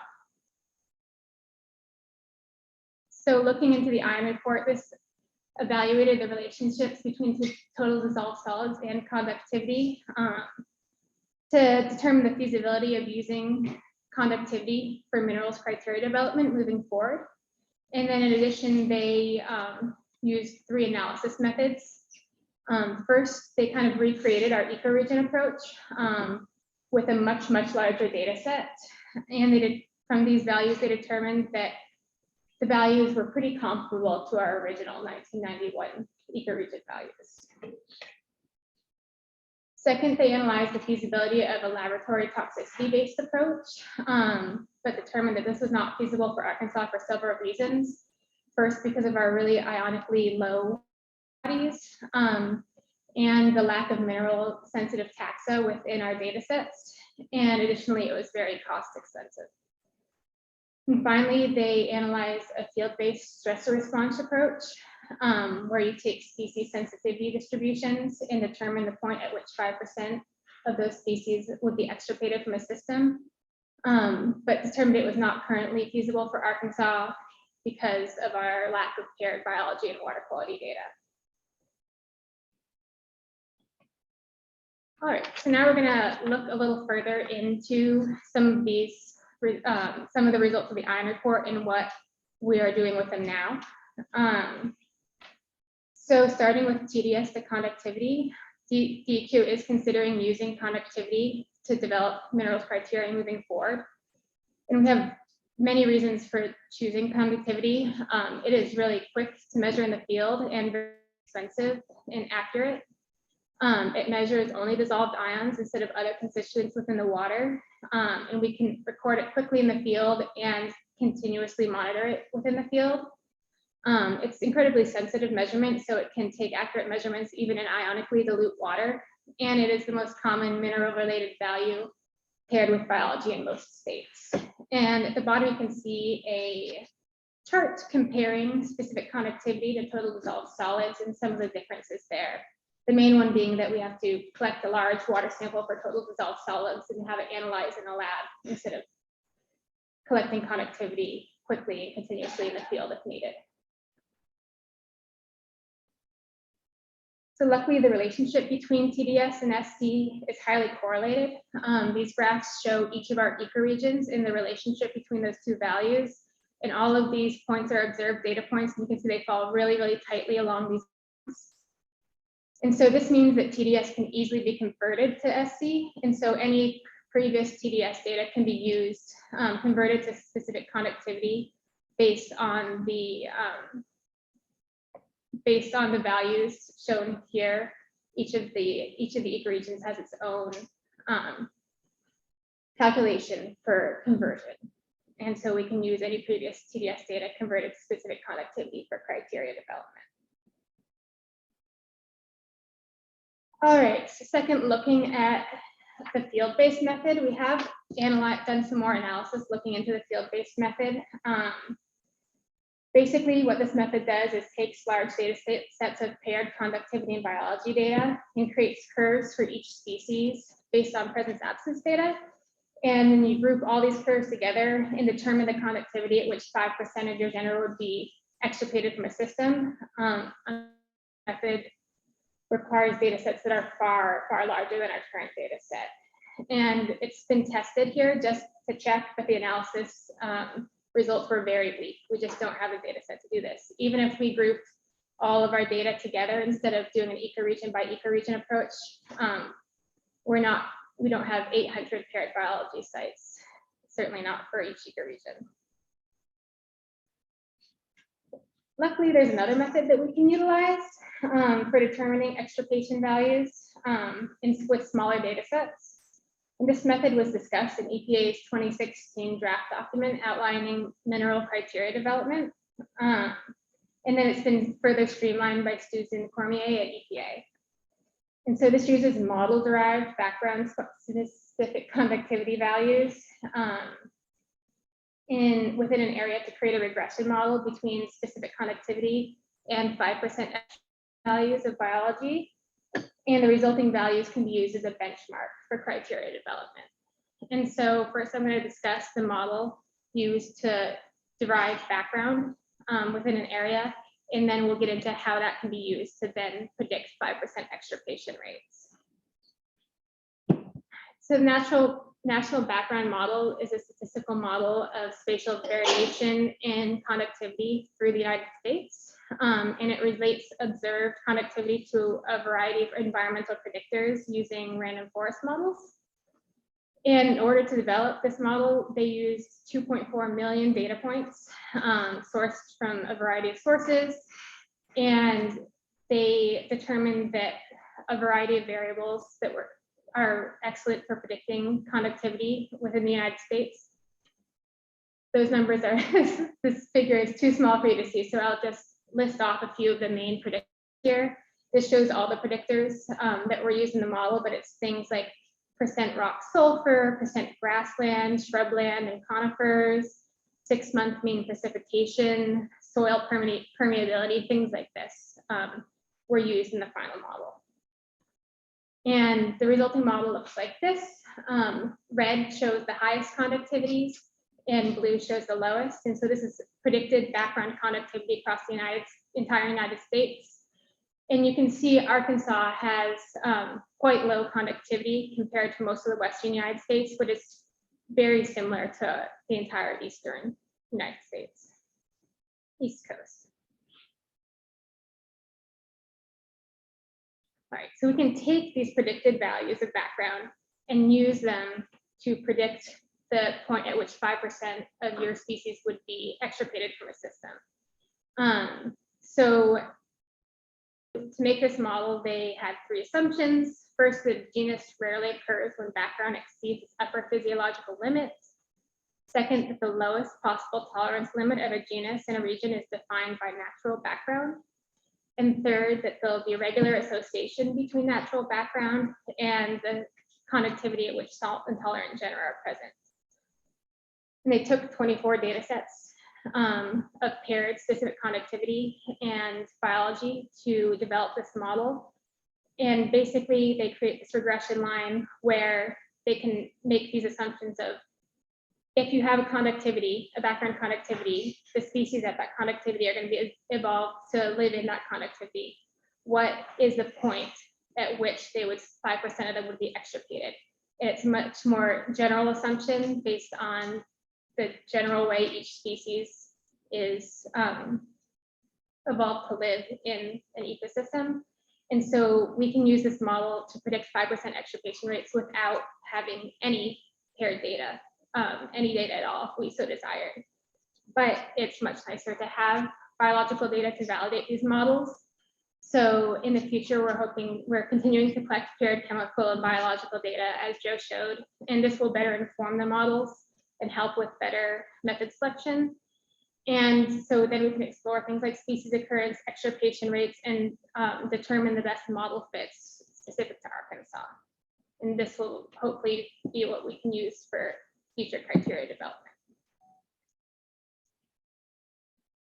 With that, I'll take any questions.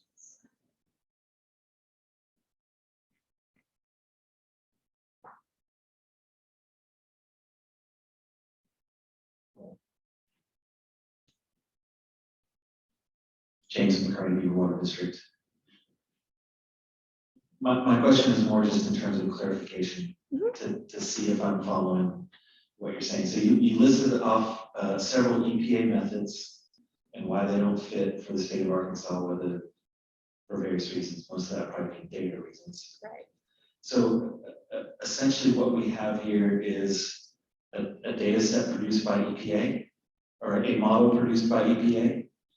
A model, not a data set, but a model based on many data sets across the United States. Okay. Yeah.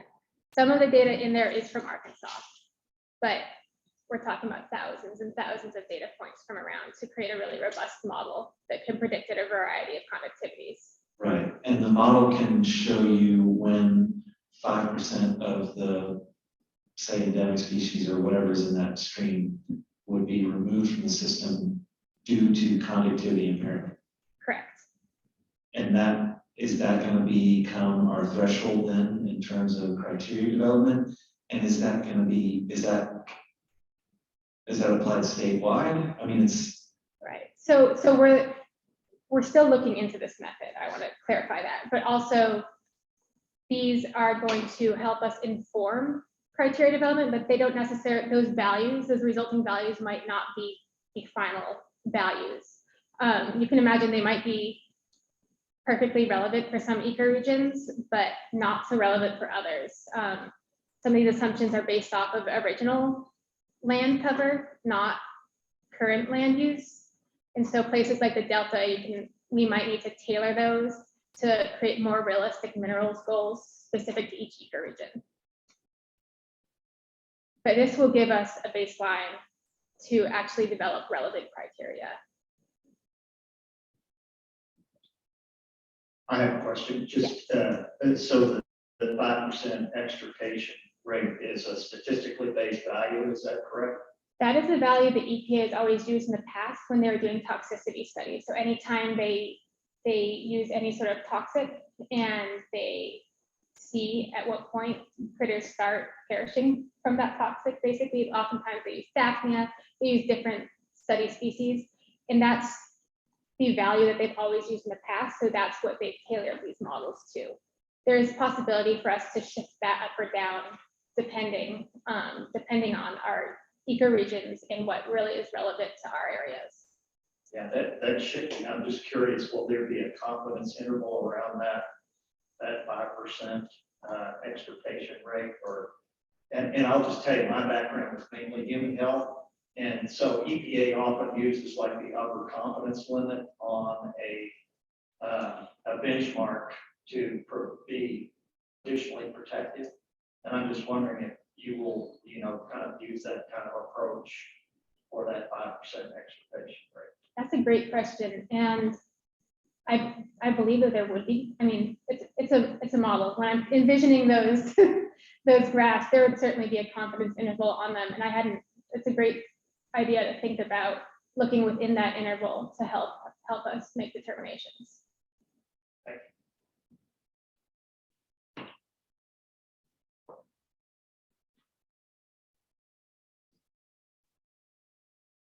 you. Okay.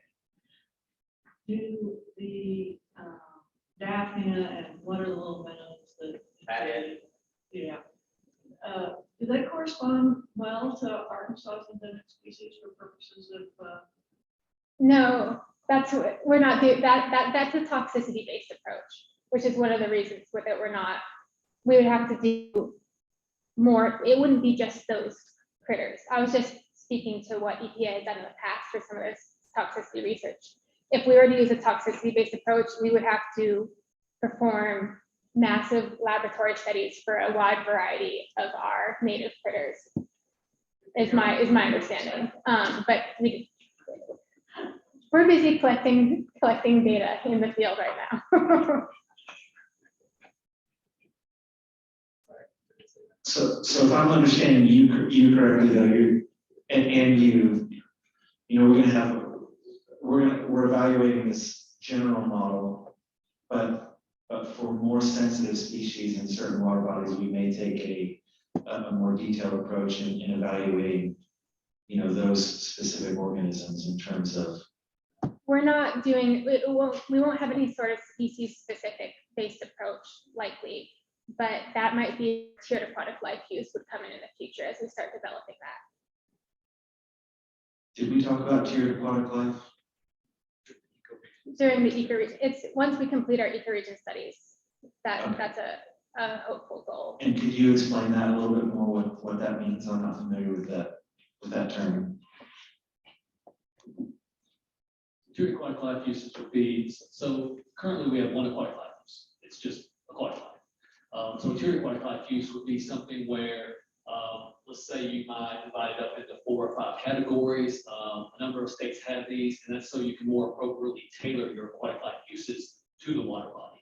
So you might, there's a number of different ways you can do it, but you can have it, for example, something that would be exceptional, high, intermediate, low, and then depending on the type of water body and what you base it off of. For example, it could be that something that's an intermittent water body that's dry half the year or something. Maybe it gets a intermediate aquatic life use where your most protected water bodies might get the excellent aquatic life use, etc. So you're tailoring those into these different uses. Now, just because they're in that certain tier doesn't mean they stay there forever.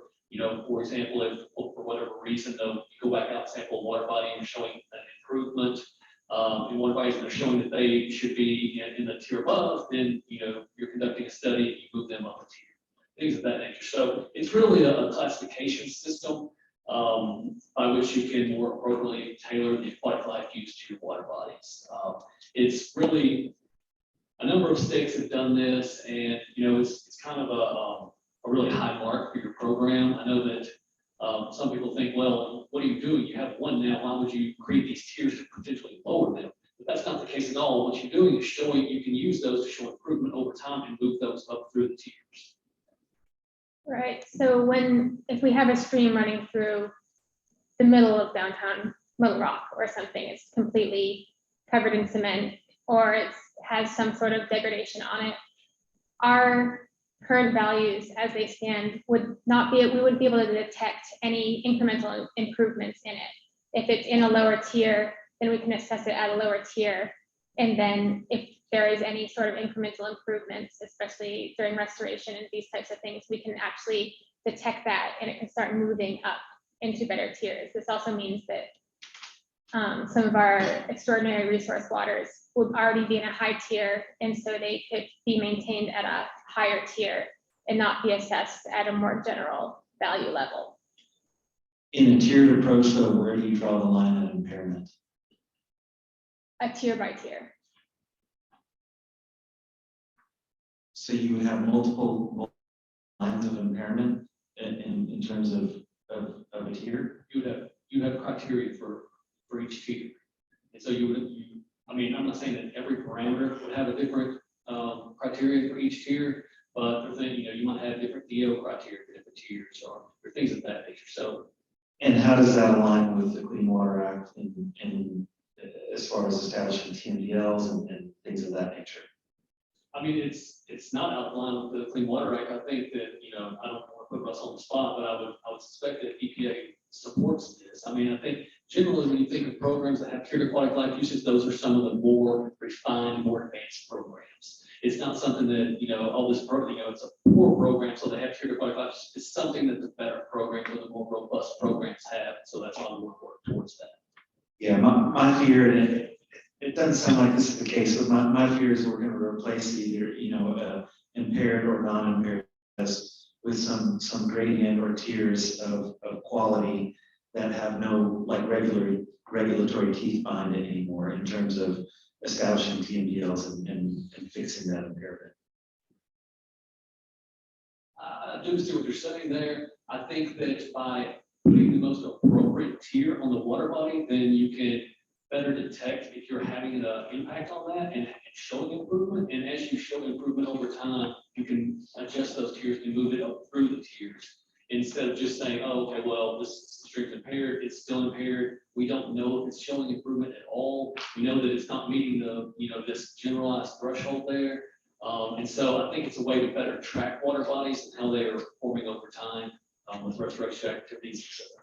And on the other end too, you can see, oh, okay, well, we have it this high tier, but we're starting to see it creep down a little bit. So what's going on here? We need to go in there and do a little further investigation.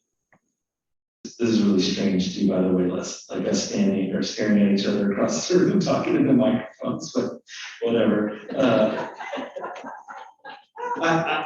I see your point and I understand what you're trying to say. But you're talking about in terms of, okay, when a stream gets better, we can move it up here, but like what's the pressure? What is going to cause that stream to get better? In terms of fixing the impairment, if there's not some regulatory teeth there that's going to say, hey, we got to fix this. I guess if you could clarify why you're saying there's no regulatory teeth associated with tiered aquatic life uses. He's worried that. I just don't understand it. That's it. I'm just speaking out of ignorance here. So I'm not trying to be combative at all. I'm seeking to understand it. So for example, each tier would have a different IBI score. Okay, so if say we go out and collect fish, we put those into our metrics, and the IBI is on a score. And so each tier would have a range of scores. And so if it's, let's say that we think, oh, okay, and I'm not saying we're going to base something on flow regime, I'm just using this.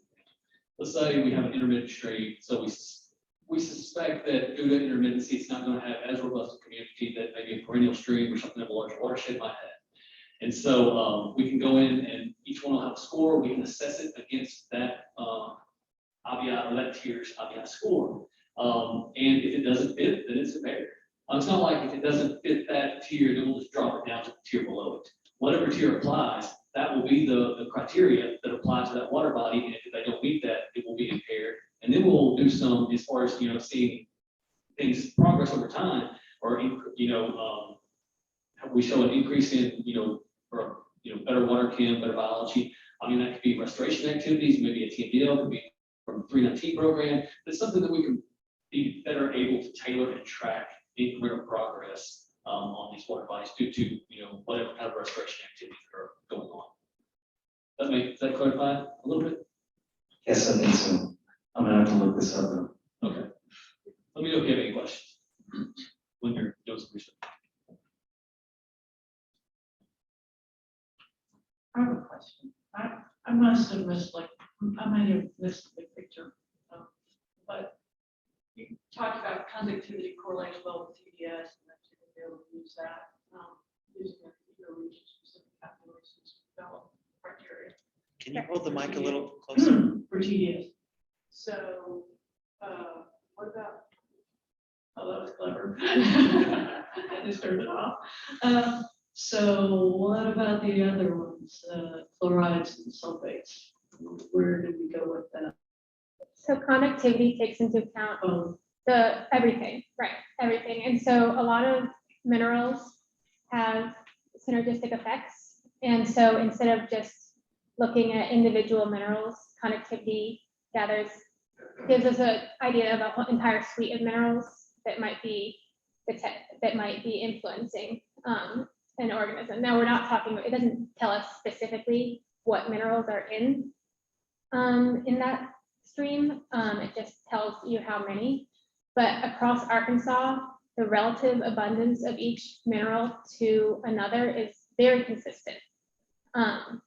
So which mineral is dominant over this next mineral versus the next mineral is consistent across pretty much the entire state. And so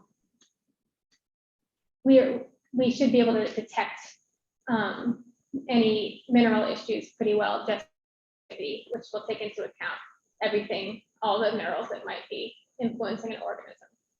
Does that answer your question? yeah, I guess I just don't understand those some nuances of that conductivity range. And the reason I raise it is because I think chlorides can sometimes have a different effect on aquatic life. So if it's not like tracking chlorides, how do you know if you're still being? That's a good question. Yeah. I'm asking about chlorides. Some of these parameters actually have effects differently than just overall conductivity. There's no doubt about that. I think when EPA was looking at using conductivity, that their big concern was synergistic effects, because at one time, they've gone through an evolution of kind of what they thought would be appropriate in developing mineral criteria. And so, they looked at a number of approaches, but I think that one of their big concerns was using just a chloride or a sulfate was that wouldn't tell you the whole picture. So how are all these ions working together to have a deleterious effect on microinvertebrates, for example? And so that's why they felt like the conductivity was a better approach. It's also a consistent value that can be used across the United States for their models versus things like chloride that vary dramatically across the United States. So you made mention that kind of the ratio of TDS, chloride, sulfates, are pretty consistent across the state of Arkansas. But I have a hard time believing that's true. Not the ratio, which ones are most dominant within a system compared to another, not the relative ratios between them. Okay, and is that for natural reference areas, or does that include waters with permitted discharges? That is mostly reference areas, I believe. I have specific numbers on that. I would just have to find them. So then what would be the mechanism, say we're using conductivity now? Are any of the other minerals, what am I trying to say here? certain minerals are gonna have certain impacts on aquatic life.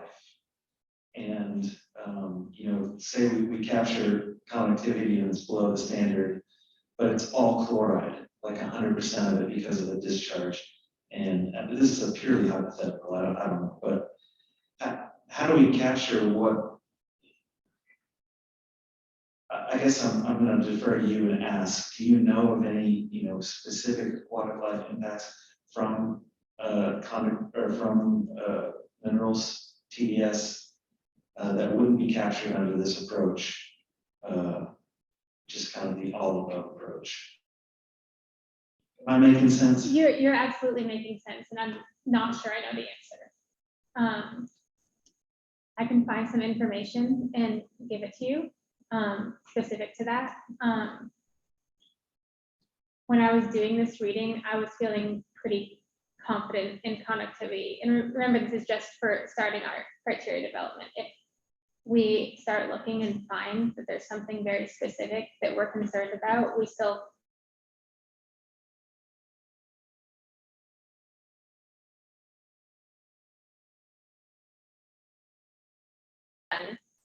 to suggest how our minerals should be developed.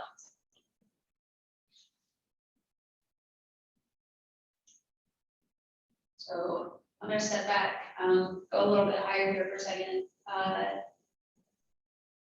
So currently there are fluoride and sulfate standards.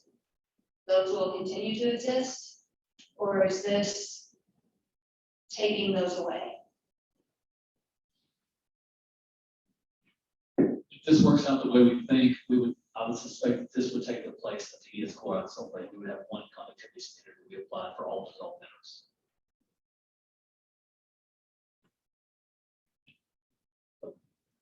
Maybe not one statewide, but you know, one instead of using multiple ions. Right, and so then permitting would be impacted by that. There'd be no permit requirements for minerals. Well, they would have conductivity. Right, but, you know, there are secondary MCLs for all three of these. So Well, that's, our concern would, of course, always be not externalizing industrial costs for cleaning up water systems. And you have to add minerals to treat water so that it's safe to drink. So we don't want anybody, and there are some health impacts at the high level. So, and I know there's not one thing we agree on, those of us. I guess that's why we're having stakeholder meetings here. And, you know, as a groundwater person, we use conductivity all the time.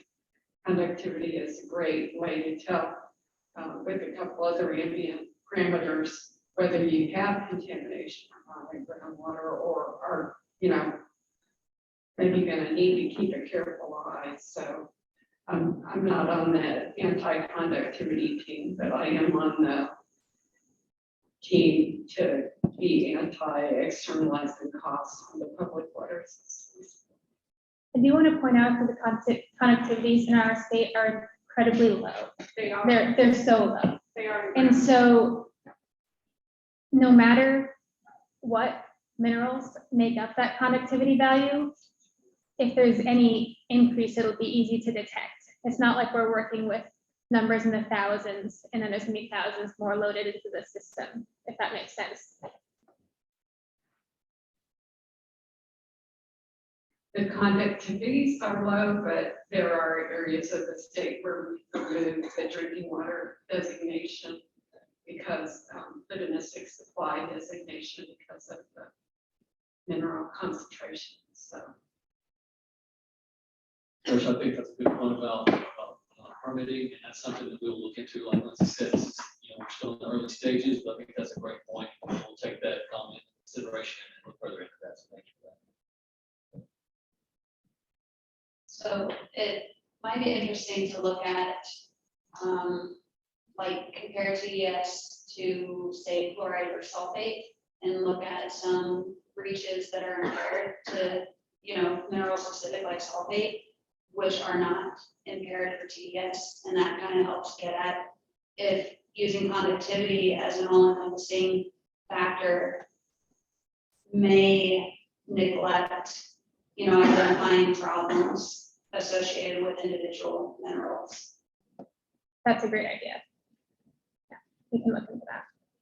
I also have a question about the model. So this big national model for which there's some data specific, from Arkansas, but really we're taking a national model, applying it across Arkansas.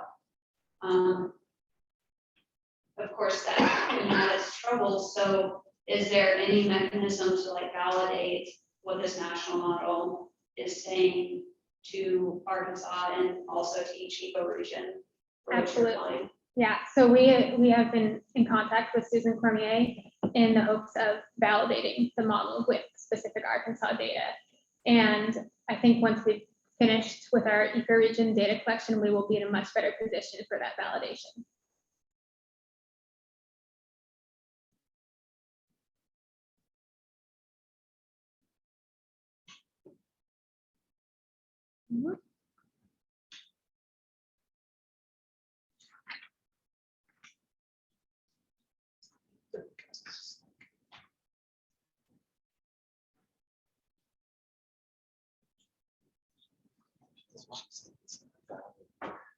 All right, so that's all we have planned to present today. Are there any final questions before we go?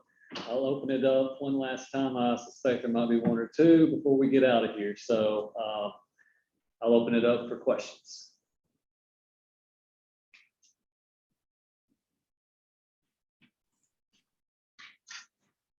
Hey, Joe, can you hear me? Such a good job explaining this that no one has any questions. So good. Joe, can you hear me? Next meeting, I'm you not, have a schedule or? I do not believe we will have another meeting. This is all we have planned for this revision at this time. So we don't have any further meetings planned. Will the stakeholders get an opportunity to kind of review collectively all of the changes that have been made in one document? Mary, I think last time you kind of walked through the process of the triangle review, maybe it's somebody else, but what's the next step after this? Sure. So the next step is, we take these proposals, we take any comments into consideration, and then we put together a draft document or the draft rule. I suspect, just realistically, it's about to be June. We've got 30 biological sites to collect this summer. And so we have a lot of work to do. So I suspect that we probably won't get that. The next steps are, ultimately we will put out a draft public comment period. We've got to go to the commission before that and get approval to move forward with the rulemaking. And once we get that approval to go forward with the rulemaking, then we will put out a draft for public comment. That's what we will formally respond to those comments.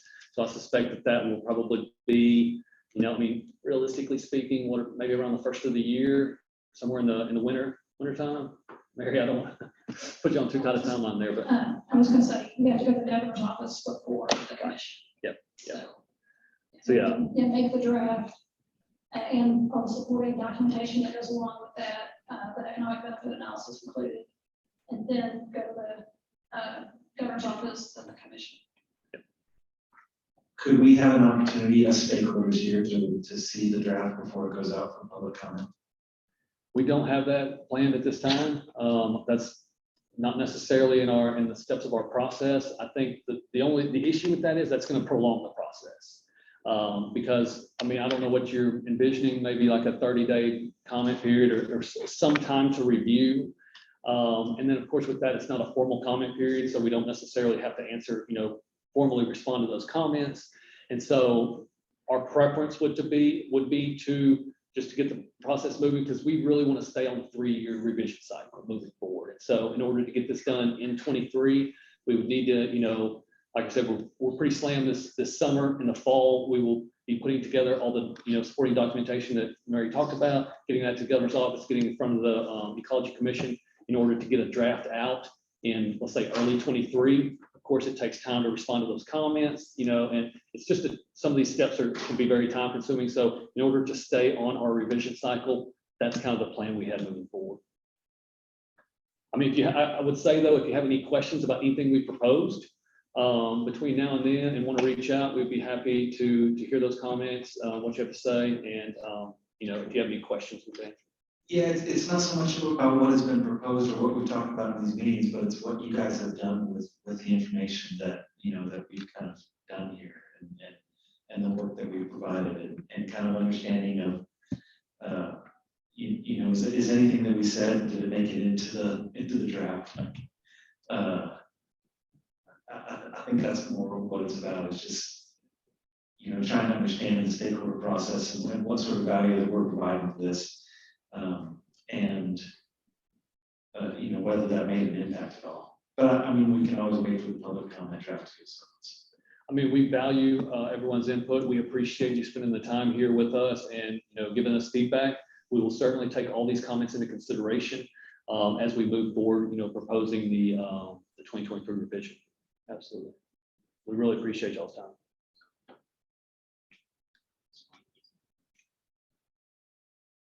All right, anything else before we wrap this up? Anything online? Okay, here you Joe, go. can you hear me? Well, once again, thank you all for coming. We appreciate, One yes, more sir. question. Yes, sir. Joe, so will you make your slides available like you did last time? Yes, sir. Yes. All right, well, thank you all for coming. We appreciate you participating in this process. Everyone have a great day, a great week, and safe travels home. Thank you so much.